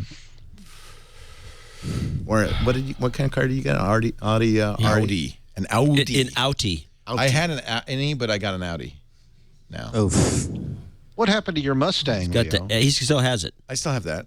No, Lisa drives that. But I thought He got an 8. Okay, you know what happened? I An got a little 8. old. You didn't get like the cool 5, and which would be also a little less showy. This is not showy. It's a big 8. Those you have things are nice like rims? huge. Did you It's get custom giant rims? limo-sized car. Did you get Doves? Stock. Well, stock is that's an expensive car. Yeah, that is. Well, what are you looking at me for? Well, Because- congratulations. We're jealous. It's a nice car. Everybody thinks I should have bought a Tesla. I'm not going to buy an electric car yet. I hear car talk, and it sounds to me like you were saying about fashion. I'm like, I'm glad that's a big market. I Right. understand it's an important product. Right. I have no idea. Right. And although the Audi has a ton of technology, it isn't like anywhere cutting edge. Although it's kind of cool because in Here we between go. my RPM and my speedometer, I have a heads-up display at night of pedestrians. Oh, fantastic. So I can hit them a little bit. I could just you could I can wing them. Does You it- can wing them. That's what you want to do. I You don't used want to be kill 'em. running them over. Now I just wing them. Yeah, no, winging them's the way to go. And it's good. There's with Leo quattro. coming. It really hovers. It really holds the road. So you really got that. You could just snare. Just Do you have the rear wheels that turn too? the whole thing. I don't know. It's Yeah. great. It's only got 3 wheels. Does it tell you how Leo- many points you get when you hit them? Yeah. It makes a neat sound. It goes ching. So Leo, I've been for the reviewing screaming. cars lately, looking at their tech primarily looking at tech. Yeah, Audi has a and lot they're of looking tech. at cheap cars in the 25,000 or less, and it's pretty. You can have that pretty job. impressed with the tech that you have in it. But everything I've looked at so far, the technology, the operating system in the in-dash, it keeps reminding me of Windows 98. I feel like it's not. They're not. But remember, the design cycle for cars is really slow compared to technology. 8 years. Yeah, I met the guy. Although here's something interesting. The latest Kia Soul, the 2014 Kia Soul, which is hitting showrooms now, they have ditched the Microsoft operating system in it. I think it's similar to the one that Ford uses, and they're now using an Android-based operating system. See, I think that's the future because it's free. Yes, and I wonder if you could hack it or if you could add Android apps to it. That's something I'm very curious about. The Audi, I believe, is running QNX by BlackBerry. Yeah. So that's gonna go well. No, that actually is the only thing in the BlackBerry has that's any good. Yeah. Maybe BlackBerry should spend all their efforts going toward the car market. Chiclet keys on it. What's that? Does it have a little keyboard with the little chiclet keys on it? Let's take a break. You know, Tom Merritt's been working all day putting this together, so I really think we ought to pay close attention to Tom. Is he here? Yeah, he's just over there. Tom, what's coming up on the week ahead? Hey, thanks, Leo. Here's a look at some of the things we'll be keeping an eye on in the week ahead on Tech News Today. Monday, October 21st, Netflix has their earnings. Tuesday, October 22nd, Aereo's TV streaming service comes to Android devices. Nokia announces 6 new devices at its Nokia Reveal event. The Surface 2 Remix project comes along with new Microsoft Surface tablets. And Apple has some sort of press conference or something. I don't know, something about tablets. Wednesday, October 23rd, AT&T has their earnings. Thursday, October 24th, Microsoft, Zynga, and Amazon all have their earnings. Friday, October 25th, the Twitter Roadshow starts in anticipation of their stock IPO. And Saturday, October 26th, 2 events. TechCrunch Disrupt kicks off in Europe, and the Stop Watching Us rally against mass surveillance happens. That's a look at the week ahead. Back to you, Leo. Previously on Twit. Security Now. The NSA has secret servers on the internet that hack into other computers, codenamed Fox Acid. This week in Google. It's like there's a countdown to Kit Kat. The countdown is coming, but we don't know what the countdown is. Coming soon countdown. Okay, this is the most useless piece of information ever. Triangulation. This is Cast AR. Yes, this is projected augmented reality glasses. Wow. All about Android. Like a maniac. Kit Kat Google Plus account put up a little image of Kit Kat guy, and it said, "Everybody dance now." Okay, yeah, I'm feeling it. I'm feeling it. Twit. It's like the screensavers in Silicon Spin had a baby. Hey, that's not what is this? So, I forgot to mention the Nokia event. October 22nd is going to be a crazy day. Tom reminded me that there's a Nokia event on the same day. Oh, that's good timing. And that's what, their 8-inch tablet or something. Surely they'll dominate the day's news. It's all over Tech Meme. Crazy. It's all Nokia on Tech Meme. Nokia everywhere. What was that we just watched anyway? Well, you watched that Tuesday? That was a house ad. Why are you running house ads? You got people that pay you money. You don't get anything. You get no compensation for running a house ad, and they're a symbol. They're a sign of desperation. Could be worse. I could be running public service announcements. No, well, that would really I be thought bad. that was great. That gave me a great overview. Like, I always intend to watch all the shows. I don't get all the shows. I was like, oh, that was good. And I mean, like, thank you. Gina is on 2 of those shows, and she's my co-founder, and I didn't catch all of the clips yet. You got to watch her on This Week in Google and All About Android. I know. I just, we she's really good. You know what? She's amazing. She's the best. Who doesn't love Gina Trapani? I mean, she's You'd really have to be fabulous. a monster. Yeah. You're a horrendous, horrible person. We will do live. Monster. We won't be doing live coverage of the midnight Microsoft Store openings for Surface 2. We probably won't be doing live coverage. This is a big disappointment. I know. You're not camping out? I'm not Think getting of up at all the midnight. hits you're giving up. We will not be doing live coverage Think of all the traffic you could of have the had. 3 a.m. Nokia announcements from Finland. There's at least 50 people in the world who are totally pissed at you right now. I will be up at 9:30 a.m. promptly to do at 9:30 Pacific, 12:30 Eastern time to do our 10 o'clock Apple event. I don't know yet if Apple's going to stream. The last time they were at Herba Buena Center, they did stream. So we're hoping they'll stream. If they do, we'll carry the stream, and then we'll put silhouettes of our heads in front of it as we comment on the what we are pretty sure is going to be new iPads and possibly a new Mac I'm not Pro. going. You're not going to go? No, I'm speaking to the Consumer Electronics Association. Oh, that'll be fun. Where's that, in Vegas? No, Southern California. Southern California. Los Angeles. All right. And Neil, you were saying something. I'm sorry. What? No, I was saying you promised to wake up at 12:30 New York time, Exactly. which is that's a bold statement. I'm going to wake up a little after noon. I don't get up early. That's my commitment. I don't get up early for Microsoft. No, nor should you. Windows 9, I might. I'll reserve the right to do that. Apple says we have a lot to cover. A lot of people looked at that invite. You had it there a second ago, Chad, and it looks like the Peacock, the NBC Peacock, was shot in the tail. So my guess is that this is all about. No, it's not. Has nothing to do with NBC. Well, usually in their titles they put a little thing. hint of what's coming. So if they colorful say, covers. No, if they say they have a lot to cover, maybe the screen really goes edge to edge, and you have to put a new kind of cover on it. Oh, you're really stretching on that. I don't know. Maybe it's just time travel. Yeah, wouldn't it be fun to get somebody from the future back here and tell us? Are they going to bring the watch out? No. They won't show the watch. They won't mention the watch. There will be no watch. They will not mention Apple TV, even though people think they will. I think that's such a small. By the way, I heard you're right. I heard the TV product slipped to March. It's too small a product. They can't get the networks to join in. It's just not going anywhere. I do think they may surprise people with the lack of a Retina iPad update. The mini I'm afraid will not be Retina. But that's my fear. Why would you buy a new Mini then? Well, because, and this is what I think has to do with they're going to be like the 5C. They're going to have color backs. Now, how much would you pay? Wow. Now I know why I'm not going. Yeah.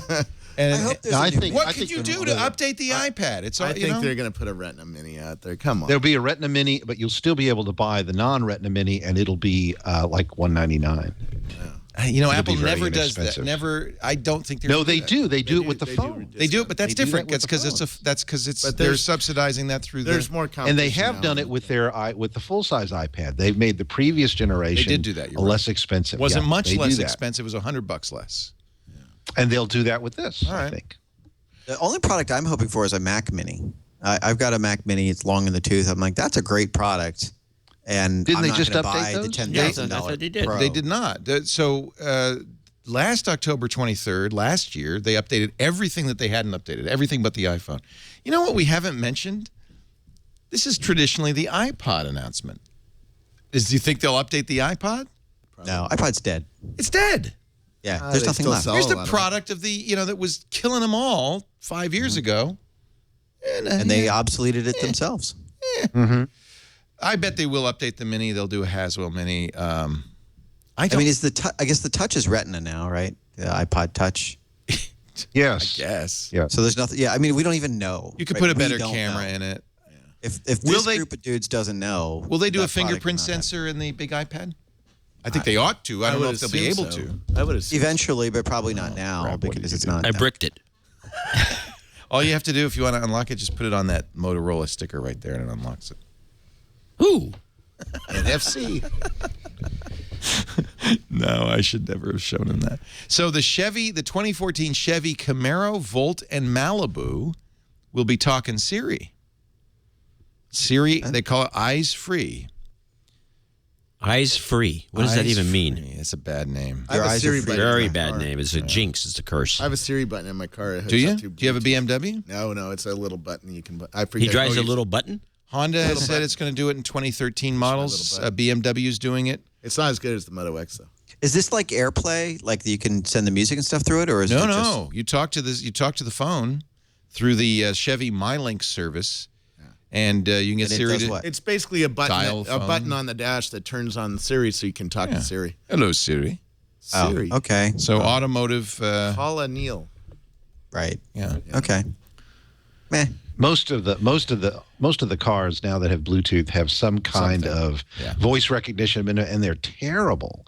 And if this improves that, if this essentially takes care of the voice recognition in a car, not that Siri's great, iOS 7 version is a lot better, but it certainly would beat what's in cars now because most of it is awful. I have a nice German lady in my car. She said, "What would you like?" Is that right? No. Does she speak? I wish it were. I wish it were. I though. still think third-party voices is the way to go in these things. You know, on my TomTom, I had Arnold ringtone. Schwarzenegger. I would tell you to do it to the right here. And then the best one, though, was GLaDOS, you know, from the Portal games. Yeah, and she would lie to you. That's brilliant. You're so beautiful. Take a right. She would say, take a right here. And then she would say, "There's cake waiting for you." And it was great, but it was not useful because No, you get lost or killed. I remember the worst could used to have happen. a thing. You could buy voice, and like you could get Snoop Dogg, and he would give you directions, Yeah. like you know, turn left on this strizzle. I think some old grandma would be funnier. I had Dennis Hopper's voice for a while, and he was like the Stone. Oh man, he'd say, "You've arrived at your destination. Why would anyone want to go here?" TomTom really owned that. I paid like $4 for each of those. It was great. I don't know what happened. Yeah. I Were don't they know why that imitators doesn't of? continue. Was it an imitation or was it the actual voice? Well, God, I don't know. It could have been Dennis Hopper. It sounded just like him. Be nice, give him a little money.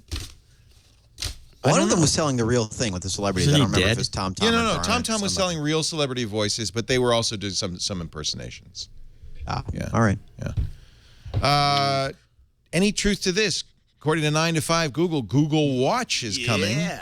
KitKat, Google Now functionality built into a watch. Well, Google bought a company called WIMM Labs, WIMM, WIMM, yeah. And they built a platform for wearables, and that's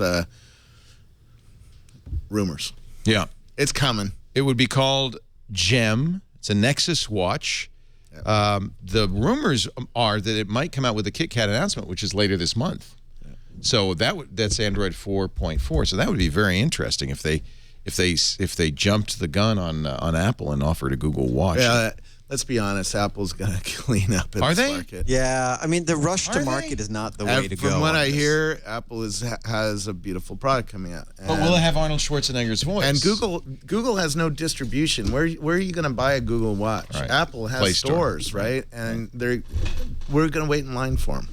Yeah, not only that, a You fashion are. product you want to I'll go wait to a in line store for and an see, Apple right? Watch. If you're going to spend hundreds of dollars on Or a the next fashionable day. product, you want to put it on your wrist and show it off and say, how does this look before you do it? a watch should be fashionable. That's the only people who buy watch. Well, I shouldn't say No, that. that's But many of the people who buy watches buy them as fashion statements now. So yeah, I and think a we lot of agree these on that. these newer smartwatches are super ugly. They're not just a little bit ugly. I haven't Right, done they're- anything. They are super ugly. the Samsung watch is sort of The gear. The gear at least is functional. It's got a camera on it. Yeah, You've but got a touch It screen. still looks like an engineer built it. Well, yeah, but That's because an engineer built it. Right. I don't think they need to put an hour hand on it because the battery doesn't last that long. Do we? No, not okay. Is that right? Is that true? no. It's like You a get 3 hour No, they battery. do. no. Somebody mentioned the I've got Pebble. a Galaxy Gear right here. Somebody and mentioned the there- Pebble in the It's just chat. really clunky, you know. It's like Oh thick. God, you I can't get even a look day on straight it. at it. Yeah. Don't point it at It reminds me. It reminds me of remember the original Pulsar watches, the red LED watches from the 70s when there were the first digital watches. I And they were have like one of them. I have a Fairchild. Does it work? Yeah, Still works work? great. You got to. Those were the days when you had to show it off because it was a fashion item. You'd have to lift your arm up and then push the button, and then the time Right. would show up in That's red. that's Remember that? with the Galaxy Gear. You have to lift it up and press the button. Yeah, In it's high idiotic. school, I had the Casio calculator watch. Remember that? Yeah, I got that thing at a garage sale. Somebody was just sitting there. I said, think the Gear would have cleaned up in 1982. Maybe. Oh yeah.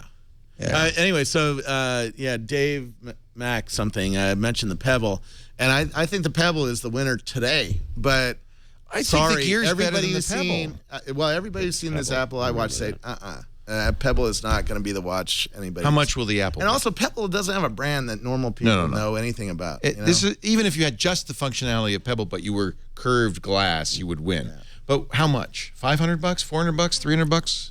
I don't know. 350? I don't know. $399? I think $399. 400. You could do 400. If it does very little and doesn't have too many sensors in it, doesn't need a lot of compute, $299, $350. Keep in mind, it's not going to be subsidized because it's not a phone. Right. So it has to come Will out. it require a phone? Will it require a phone, as Yes. all these others do? Yes. Yeah, they could. I mean, there's no reason because It'll have low energy Bluetooth. Because so it'll it work can with an talk- iPhone. It talks back and forth to But the it'll only work with an iPhone. probably. It'll probably only Should work be with a iPhone drawback. 5 because of low energy, right? Yeah. Right. You'll have to have a decent. Well, you know, the 4S, if you want all the features, and the 5 works with the watch. I think the 5 has low energy. 5, you don't think you need a 5S? I think you need a 5 though. Yeah, I think a 5 is where Bluetooth 4 came in. Okay. Yeah. Our show today brought to you by our friends at Citrix. Go ahead. Mr. David's right. 4S had low energy Bluetooth. 4S too. But the newer phones have a little bit better radio, if I remember right. Low energy. Lower energy. Our show today brought to you by our friends at Citrix who do GoToMeeting, the most powerful online and most popular online meeting software out there. You could share the same screen with the clients and colleagues. It's, you know, meetings happen. That's my new bumper sticker. Meetings happen. A last-minute opportunity, a work emergency, or maybe, and Lisa does this, our CEO, if more than 5 emails go back and forth on a topic, she says, that's it. We're getting you in the same room because we're wasting time going dithering. That's what meetings are great for. They can cut through it. If they're done right, they can be very efficient. GoToMeeting means you can meet with people everywhere, on the road, all over the country, all over the world, quickly, efficiently, effectively. You're seeing the same screen. With the HD faces, you're seeing each other, so it's like meeting in person. You can now try GoToMeeting. You don't need a credit card. Absolutely free. Just visit GoToMeeting.com and use our offer code TWIT. You won't need to give them any credit card or anything. You can sign up today for 30 days, absolutely free. You can start or attend GoToMeeting anywhere, from a Mac, a PC, a smartphone, even a tablet. You can actually present from an iPad sitting in your backyard or anywhere. GoToMeeting, unlimited meetings with a flat rate monthly fee, no credit card needed for the first 30 days. Give it a try. You know what? I'm really thrilled that they did that. We actually said, make this easy. Just let them sign up. Don't ask for any. Just let them sign up, and they said okay. So all you need is the offer code TWIT. GOTO meeting is believing. Okay, we kind of think we said everything there is to say about Apple. According to Verizon, 51% of smartphone activations are now iPhones. What do we think about the sales of the 5S versus the 5C? No surprise, I think. I don't think anybody thought that the 5C would take off, and I'm surprised Apple, that they've had to kind of rejigger their production between one to the other. I think they should have had the 5S production level higher all along. I think they were hoping maybe in developing countries there'd be more interest, but it's just not that interesting a phone. John Pachkowski in All Things D says the iPhone 5S, the high end, is outselling the color low end 2 to 1. I think these things are relative, though, right? That's within Apple's universe. I think a 5C probably outsells any individual Android phone except for maybe the top end Samsung Galaxy. And, so it's a relative thing. It's like a failure for Apple is a success for almost everybody else. Well, it's a failure of their supply chain because they have kind of misallocated, I think, their supply resources. John says it's not selling much better than the 4S did when the 4S became the legacy iPhone with the release of the 5. Which makes sense, right? It's not that big. It's the second choice. It's not that big a jump over the 5, right? I mean, I have a 5S, and if I wasn't in the business, the fingerprint's pretty awesome. I'd like it, but it's not the killer feature that makes people the screen's the same, the form factor's the same. Yeah, it's gold, but the speed's a little faster. It has the motion sensor that very little software uses yet. So the average person on the street's like, whatever. I sound like John C. Dvorak. A little bit. Whatever. Well, that's usually the case for the S series. They're usually a whatever kind of phone. It's a marginal upgrade, yeah. Right. But it'll be real. But my suspicion is, and I think most people who watch Apple think that with the 6 you'll actually have a substantial size increase, and that'll be the next killer feature. I think we'll go to close to a 5-inch phone. I wonder how they're going to do that, because the whole OS is every pixel on the screen is set down. It's not an expandable. The developers don't scalable. Build a scalable screen. So are they going to force developers to build all new apps for a 6-inch screen? It's like, Well, they did with making the iPhone 5 taller. Yeah, but they had the power to do that back then. I don't know that developers are going to be like. Are iPhone users complaining about the size? Some you have one. I think the size thing's a red herring. I think you might be right. There's a market for big phones, but it hasn't hurt them any. I don't think anybody's like, I would buy an iPhone if the screen were a little bit bigger. Either you want an iPhone or you don't. Yeah. I think people who are switching to Samsungs now, or to Moto X is about the same size, but a Samsung or this is a 4.7, any of the other which tablets. is notably bigger than the iPhone. Yeah, you get the little. It's a nice. It's only 720p. It's not, but it's a little bit lower res than the iPhone. You know, when the iPhone went to 4 inches, there was a lot of speculation. Oh, will developers follow? And I think that is not a worry. I think that no matter what Apple does with it, the developers will do it, and they'll make much more interesting apps as a result of having more screen real estate. Yeah. Where's that HTC One of yours anyway? I'm just wondering. Oh, I was going to give that to you. Yeah. Shoot, I left it home. Oh. No, you can have it. I don't care. I'm taking it. It's good. It's a nice phone. Yeah, I look at every time I see one, I say, that's a good looking phone. After the show, come home with me. Big boy. Excuse me? and I'll give it to you. Seriously. All right, I'll take it. It's just sitting on the shelf waiting for you. Well, there you have it. No, I'm waiting for the Nexus 5. I like pure Google, and I've eventually given up on the Galaxy S4 and the HTC One. The Moto X is pure enough, but Android's good enough now that I don't think you need those customizations. God, the Samsung stuff's crap.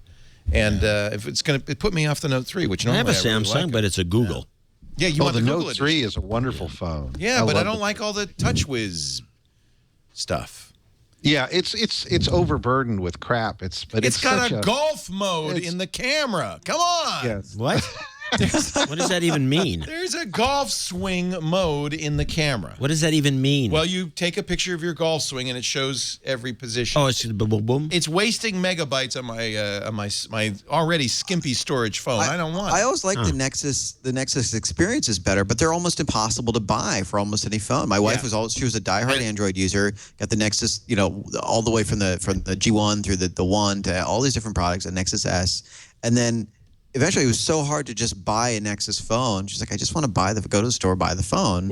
Well, you go to play.google.com. You click a button. How hard is that? I'm a Verizon guy, and I will not use AT&T. So no. You want T-Mobile? You know why? They have free international T-Mobile roaming. doesn't work in my house, man. So T-Mobile's great. great. The problem with T-Mobile is there. I love T-Mobile other than it doesn't work in Half Moon Bay, which is sort of where I live. So it's sort of I guess you're right. Run a wire. It also Run a wire.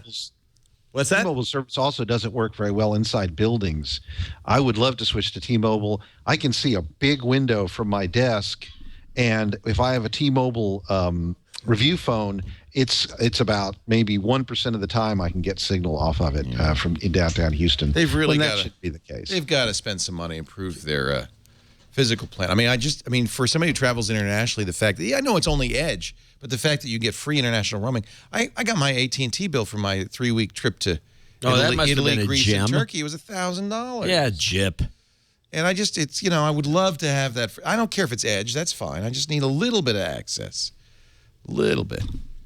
And that's a free. So this is the Play Store accidentally put up an ad for the Nexus 5, which looks to be another great phone. It's from LG, $350 for 16 gigabytes. That's half what comparable phones like the HTC One cost. I think these are dynamite phones, but it's delayed. I don't know if it's because the FCC was closed or what, but it's delayed apparently.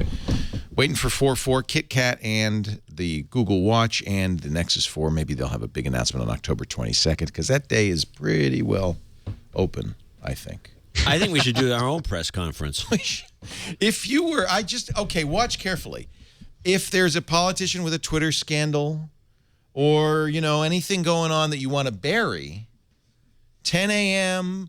Tuesday, announce it to the world. Yeah. Yep. Right? Yeah, that's the way to go. Is it just us? That's only for us nerds. Yeah. The real world. CNN is still going to report on the Wienergate? Yeah, at CNN they're gonna say at the end of the show. By the way, there was a new tablet from Apple. They'll cut away for 30 seconds. Yeah, that's it. I hate sex scandals are the real story to them. They really are. Well, they're the real story to all of us. It's interesting though that there's more satellite trucks in an Apple press conference than any other technology company. It is, and it's pretty amazing. Twitter's going public. I'm glad to see they're going to list in the New York Stock Exchange, and they are not going to use Twit. TWIT. So you still can. I'm relieved. Yeah, I still can when I go public. Right. TWTR will be there. Can I get some stock tonight? What? Why didn't they use Twit? They wanted the R. They want that R. Well, it's also close to their original name. Remember, they didn't have the vowels when they TWTTR launched. was the Right. original They were name. TWTTR. So I think it's a I'm nod. living in the dream world that the Twitter folks knew about Twit and didn't want to be mean. They certainly They've know been about mean. Twit. They know about Twit because we predated them. They were a podcasting company before they did Twitter. Evan Williams told me, we knew about Twit. We just didn't think either Twitter or Twit was going anywhere. Right. Yeah, which is fair. Which is fair. They were right about one of them. They both took off as unlikely. So let's talk about Dick Costolo. You got in a... I don't know what... You are champion of the disenfranchised all of a sudden, Neil. Not really. It's really simple. It's we're all like, we want everybody to have a fair shot. I don't think there's anything complicated to it. And I've known Dick a dozen years, more than that, since he had a startup back in '99 called Spy On It. Which few old timers will remember. And what it did is it would send you an instant message when your favorite website updated.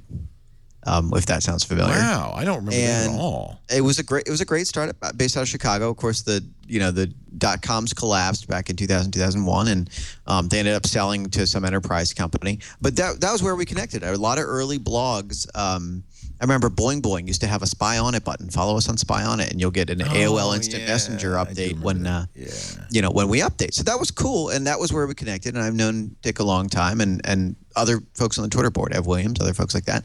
And I think they are and have been working earnestly to get women on the board. So and then there's a New York Times story about, hey, they don't have any women on the board, and I think the majority of Twitter users are women, so that makes sense. So there's nothing complicated about that.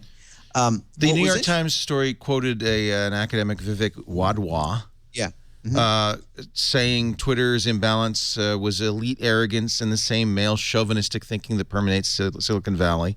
Dick Costolo's response was, Vivek Wadhwa is the carrot top of academic sources. Yeah, and I think Vivek is a firebrand, and I think anytime you're an advocate, you need somebody who's going to be all in, just the radical kind of pounding their fist. And I think Vivek is that guy, and I appreciate him doing it. And it's sort of like, if you're all going to be billionaires anyway, you can take a little bit of criticism. What I was surprised by, knowing Dick a long time, was that he would go with the sort of Vivek is carrot top. It's like either the criticism's legitimate or it's not, but I don't like that guy is sort of unrelated to the concept of, well, does it make sense to have a woman on the board of Twitter? So you tweeted, sorely disappointed to see Dick respond defensively to criticisms of industry sexism. Why not just lead, as Twitter does on free speech? And that's true. They've really led on that. They're great on free speech. They're great on patents. They're great on a whole bunch of other issues. I think they've got incredible women who are executives at the company, like a Katie Stanton, who heads up international, or Chloe Sladden, who heads up media there. Incredible. So, the company's good at this overall. And it's just you don't need to be defensive about this. I think if Costolo responded to you, he says I was making fun. Costolo was a comedian. I didn't know this until... Yeah, that's why I believe he was a stand-up comic. Yeah. He thought that this was hilarious to use a Carrot Top reference, because most comics think very lowly of Carrot Top. People forget, I think a lot in Twitter, they use Twitter in a little slapdash offhand fashion, even its own CEO, and they forget that everybody's watching. Yep. Yeah. You know, and I think that's the kind of thing you'd say maybe on a panel like this. Right, where nobody's watching. Well, where you can also get the context. No, where you can get the context. Right? Yeah. Well, it is different too. Where I think the if Dick had said that to me, I would have gotten it as funny because we know each other a long time. I don't think he knows Vivek personally. I don't know, but I don't think he does. And certainly, I mean, Dick is really funny. He's not a little bit funny. He's professional grade funny. He was on Second City with Amy Poehler and Tina Fey and folks that are household names. So, he was real Why did he funny. give up the career to run this company? I bet he probably makes a little more money than those folks. Yeah. Huh. Interesting idea. Now, also, if I could make people laugh, I would never run a company. Yeah, well, that'll be the day. Wasn't Costolo also Feed Burner? Didn't he start Feed Burner? Oh, really? I didn't know that. Yeah. Okay. Yep. So, I mean, that's the team. The team that did Spy On It sold that company. However long they had to sit in the enterprise company, they sold that too. As soon as they left, they started FeedBurner, which they said, let's try this real-time delivery of information again. And that got bought by Google, of course. That got bought by Google, and then and then Dick left there, and now he's at Twitter. He started as COO, working on real-time delivery of information again. This is an obsession for all these. What shocks me is that Carrot Top On his account, he has not tweeted in response in any way. He did an interview where he said, like, why is he going after me? Real account. He has a tweet. I think there's a deeper. He's so pumped up he can't actually get to a keyboard. I think there's a deeper problem which is finding. So board of directors are directional things. If you want to change your company, and your company is going that way, and you want to change it to go that way, you have to put new board members that have the skills to drive you this way. And we've been thinking a lot about this, and it's really hard to say you need, let's say, really hardcore mobile talent, somebody who's built a mobile company. And the women who are in that space, who are really good candidates, are fully booked and fully. And sure, but if it's really hard. Times came up with 25 now, we found people a few, that could have on the board. But they're hard. It is a hard problem. That's actually, I think broadly that's true. So the difference is Twitter is going to be the hottest IPO of the year. They are a household name. They're an important tech company. They're not struggling. They're should there be more women candidates who are able to participate in boards? Yes. That's not the issue for Twitter. Whoever they ask is going to say yes. So that's They've actually got not their binders issue. full of women. There's no problem. Exactly. Binders. And the bigger thing is for them to communicate about, we're on it. This is important. Right. We respect this issue and we're paying attention to it. Yeah. And that's what I don't get, is why they don't just say that, because I'm sure, 100% sure that's true. If they just said, we're working on it and we're going to talk about it when we can. He just made an offhand comment, forgetting that other people read Twitter. Yeah. And you said something interesting, which I think is probably true, is that the majority of users on Twitter are women. Yeah, no, it's absolutely true. Is it like 51% or is it larger? I think it's 53, 54. There was a Pew report on this. I had to look at the numbers, but this was true in the early days, from the early days of blogging. This is true on Facebook. This is true on obviously Pinterest. This is true on Twitter. It's across the board. Women are more active in social media and spend more. I was at a conference called Focus 100, and the stat on stage was that no group spends more through mobile on products. No sort of individual demographic spends more on mobile spending than black women in America. Wow. Like, stunning to me. That is a surprise, isn't it? And it's just, but that's probably just Oprah. No, that's a bad joke. See, now if I had said that on Twitter, I'd be in trouble. Oh, yeah. No, you're in trouble now. Yeah. Yeah, no, but I think the point is, like, I think the thing that's stunning is, like, people, there are groups that really, really use the medium really well, and women are really good at using social media. And that's the thing, is, like, that's not a surprise to anybody. Nobody's shocked by that. Right. And that's why it'll be easy for them to find somebody good. All they have to do is say, that's what we're going to do. When you are about to go with a big IPO that's going to make a lot of people a lot of money, it's easy to get somebody on your board. That's not hard. I don't think they need to do anything. You don't think they should respond at all? Well, they should have shut up on this first thing. They could have gotten And where are all the women chiming in? I mean, Anil Dash is like not a woman. He's a guy. What? Yeah, no, that's why after that first tweet, and this is the first thing I've said about it, because I'm like, this isn't my place, and I don't need to be voice amplified on that. I said that I sent Vivek an email too, saying, like, I'm glad you feel strongly about this, but, like, I don't think there's any reason we need to be the advocates on this when I look at somebody like Rachel Sklar, or I look at, like, there's dozens of women that responded to this, and none of them got quoted in the Times. And I'm like, that's part of the problem. Why are all the book authors of the 4 books we started the show with are all men? Right. Because you can't get work. There we go. So they write books. Let's do one quick ad, and then we're going to wrap this thing up with a story about Sony and Netflix. But our show today brought to you by a great thing, if you like listening, and obviously you do, Audible.com, the greatest place in the world. 150,000 audiobooks coming out. You're going to do an Audible? Are you reading it? It's already done. This book, somebody read this book? David, I forget his name. I'm sorry. Why didn't you ask me? Yeah, Leo would have done it. Chapter 3, The Customer in Context. Beautiful. Sometimes you want to go where everybody knows your name. Cheers theme song. Footnote. And I could go on like that. That's we nailing it. Wouldn't you want that? Do you have 2 days to spend in the studio? Yeah, no. Yeah. But they do. So they're gonna have that soon? I'll let you do it. When are they going to have it? When are they going to get it? It should be out any day. Any day now. Well, you might want to save your free book. Actually, you get 2 free books. So this is good. Are you going to go see Ender's Game? Comes out in a couple of days. If you have not read the book, please, I beg of you, listen to the book on Audible.com before you have it spoiled by the movie. Ender's Game and one of the great science fiction stories of all time with one of the most amazing twists of all time. But if you have seen the movie, it will spoil the twist and you won't get the real experience listening to this great book.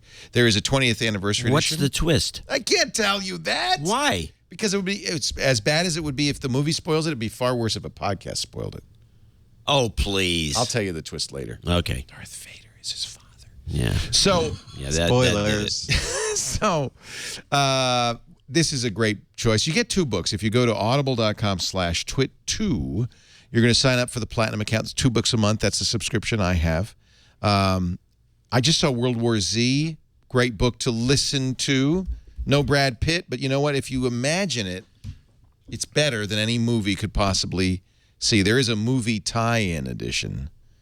This has got John Turturro, Rob Reiner, Mark Hamill, Alfred Molina. Wow, this is like a production version of this. Oh, I might have to get this now. A new version of this classic zombie novel is it's dramatized, star-studded cast of narrators. That sounds fun. Like old radio plays. It is. You know what? They do a lot of this. Oh, that's good. There's the Lord of the Rings dramatized. There's Hitchhiker's Guide. They have lecture series, the Great Courses.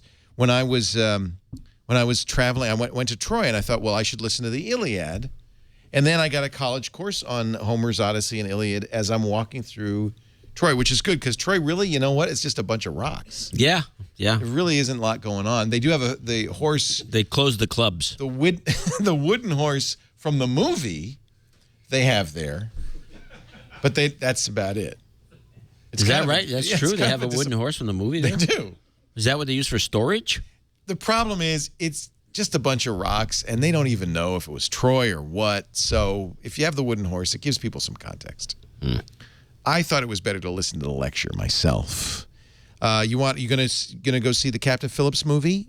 He's got his own book, Richard Phillips, A Captain's Duty, Somali Pirates, Navy SEALs, and Dangerous Days at Sea, the John C. Dvorak story. All of this at audible.com, 2 of them free if you just go to audible.com/twit2. There's a new Johnny Carson biography, How to Sweet Talk a Shark, Strategies and Stories from a Master Negotiator. They've got business books, they've got self-help books, they've got fiction, they've got nonfiction, science fiction. Audible.com/twit2. You're going to love it. Sign up today! So, Sony is the first major movie company to do a deal with Netflix. Now, Netflix did a deal to do House of Cards with Trigger Street, the production company. Awesome show. I can't wait. Season 2 is coming soon. Orange is the New Black by Genji Cohen, the creator of Weeds. They brought Arrested Development back. Sony Studios did Breaking Bad. They did The Blacklist. And the creators of Damages, they're going to do a TV series, a TV show for Netflix. This is, I think, good news. I think Netflix has done a great job, and I'm thrilled to see a real studio doing this deal. In the deal, Netflix gets the right to premiere the 1-hour drama everywhere. Surprising, maybe, that Sony's doing this, but I think a sign. There's a new model afoot for television production. Good news. You can email cash to anybody. This makes me nervous, and I want somebody to reassure me. Square is going to let me email cash to people if you have a debit card. Has anybody used this? No, it's something worth playing with, though. I have it on my phone. My friend tried it out, and I saw both sides of it. How can this be secure? You're very welcome to send me cash, by the way, anytime. It goes into Stabilizer@gmail.com. All right, wait a minute. Let me just try this then. Well, we should try it to the No Agenda show. So we've always wanted to be a knight. Now's your opportunity. I liked Walt Mossberg's review of it, where he just casually mentions that he emailed somebody $1,000. Yeah. When I test out an app, I don't email people $1,000. Wow, that's I think it's bull crap. Well, he had him send it back too. That was the other thing. So you can make sure he. What a cheapskate! Well, he could have sent him $35 and not take it.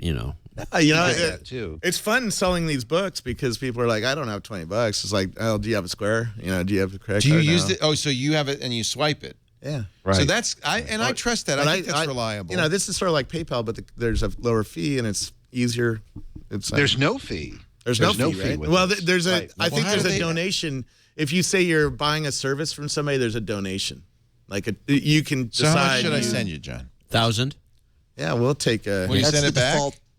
If you don't put a subject line in, it defaults to $1,000. So what will happen if you do that, Leo, the first time, you'll get an email that invites you to put your debit card number into Square's servers. And then when John, in order to receive it, he also has to do the same thing. So it's a transfer, and you'll get the money in 1 to 2 days. Was Dvorak at No agenda at Dvorak.org. Agenda. That would make sure it goes into the right Somebody box. asked how many Bitcoins did I lose on Silk Road? Oh, did you lose anything on this? No, I don't have any Bitcoins. No. You're the only one. AGE. That's the only thing he doesn't have. That I will admit to. Dvorak.org. Yeah. Okay. No agenda at Dvorak.org. Okay. $1,000. That would be good. From Leo. If you live in Half Press Moon Bay, you send. don't need to use Silk Road. Loading. Checking for your email. Yeah. Loading. Email sent. Oh, great. Wow. You're rich. So that was pretty easy. I just worry about security. Yeah. Well, I get that was why is a little that too easy. Why is that different than PayPal or something? PayPal and Google Wallet both, once you're registered with them, let you do email transmissions like this. Yeah. But this doesn't Chase require has any done sign that. up other than putting your debit card into Square's servers. Yeah, all they did is they flipped the sign up to later in the process. Oh, which is great. It's a great user experience. But I could email cash through my Chase account or through my PayPal account for years. Okay. So this, okay. They just marketed it really. That's an alternative. Wait a minute. Publishers Clearinghouse, I've won $7 million. See? That's the good luck you achieve when you give money to the No Agenda show.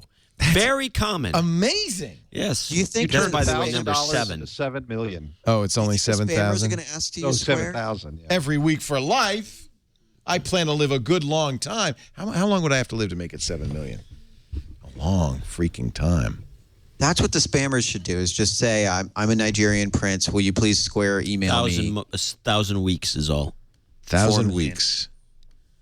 That's not so bad. I could live 1,000 weeks. Well, there's 52 weeks in a year, so you can figure that out. 20 years. Yeah. Yeah, I could do that. Yeah, no brainer. No brainer. It gives me a reason to live. So you can get that check in the mail. I want that check from Ed McMahon every week. All right. Well, that was easy, and I did that all from scratch. I hadn't installed it or anything. So now I'm going to get an email that I have to fill out and give them some financial information. And that'll never happen. And that's not going to happen. That's where I did it. No. Any other stories we want to mention here before we wrap this puppy up? Put a bow on it? Anybody?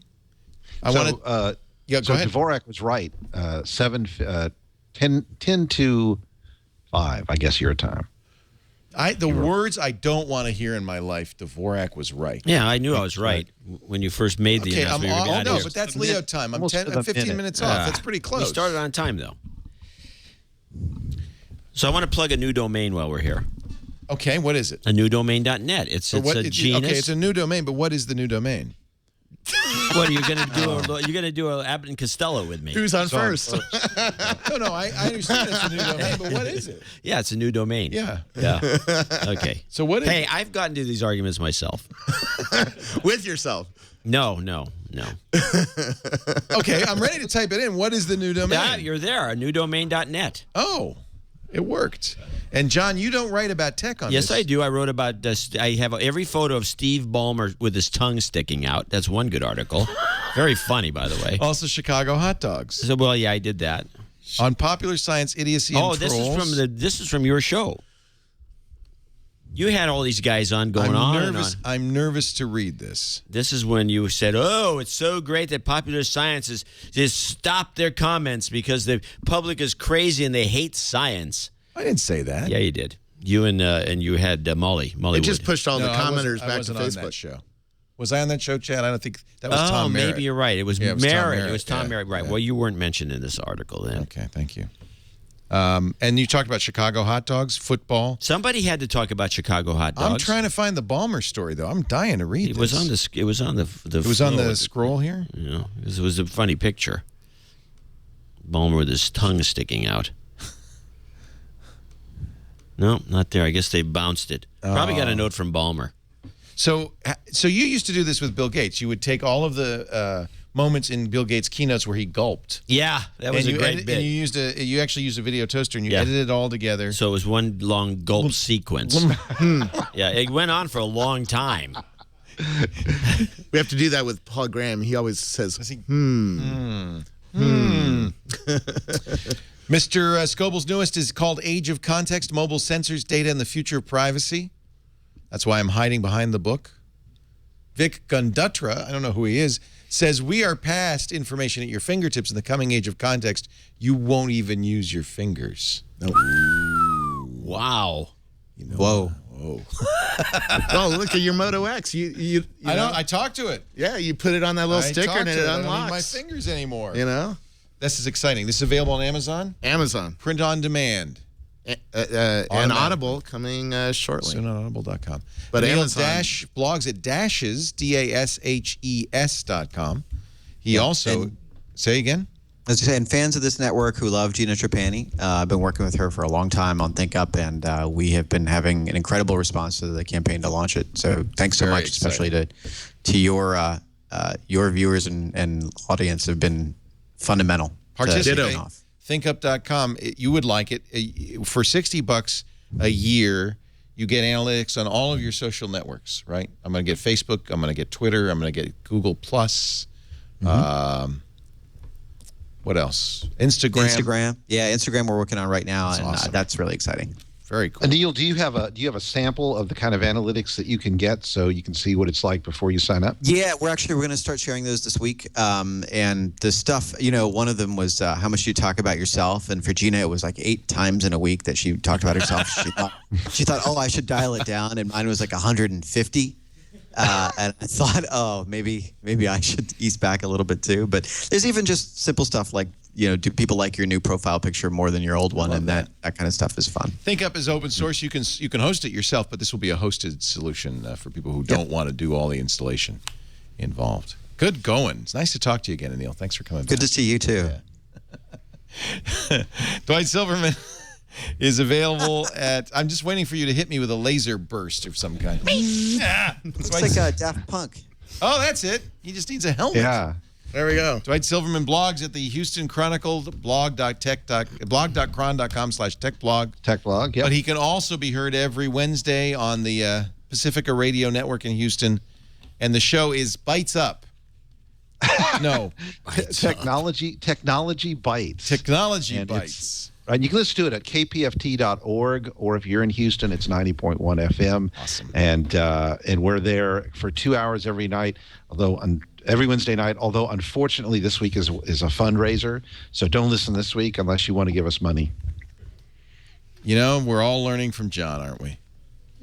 He's really invented that. Give us money. Give us money. We do Twit every Sunday afternoon, 3 p.m. Pacific, 6 p.m. Eastern Time, 2200 UTC. If you can watch live, do, because the chat room gives us all of our best lines. But if you can't, there it is. He does that a lot, and he's got kind of a weird tongue. That's Steve Ballmer's tongue. He does. It's pointy. The best one is the one like at the very devil. end. Wait a minute, that's not even Miley Cyrus. Miley Cyrus has Steve Ballmer's tongue. Give it back. Wow. That's the good one.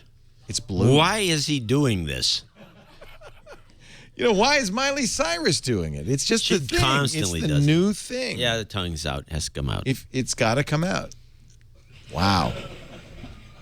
Please tune in live, and you can see things like that. But if you can't, on-demand audio and video available after the fact at twit.tv. And, of course, wherever you subscribe to podcasts. If you'd like to be here live in the studio, we love having a live audience. Thank you all for being here. Just email tickets at twit.tv. We'll put a chair out for you. Have a nice little snack. Or just come by. Keys to the car underneath your chair. Don't all look now. Thank you for joining us. We'll see you later. Another Twit is in the can. Yeah.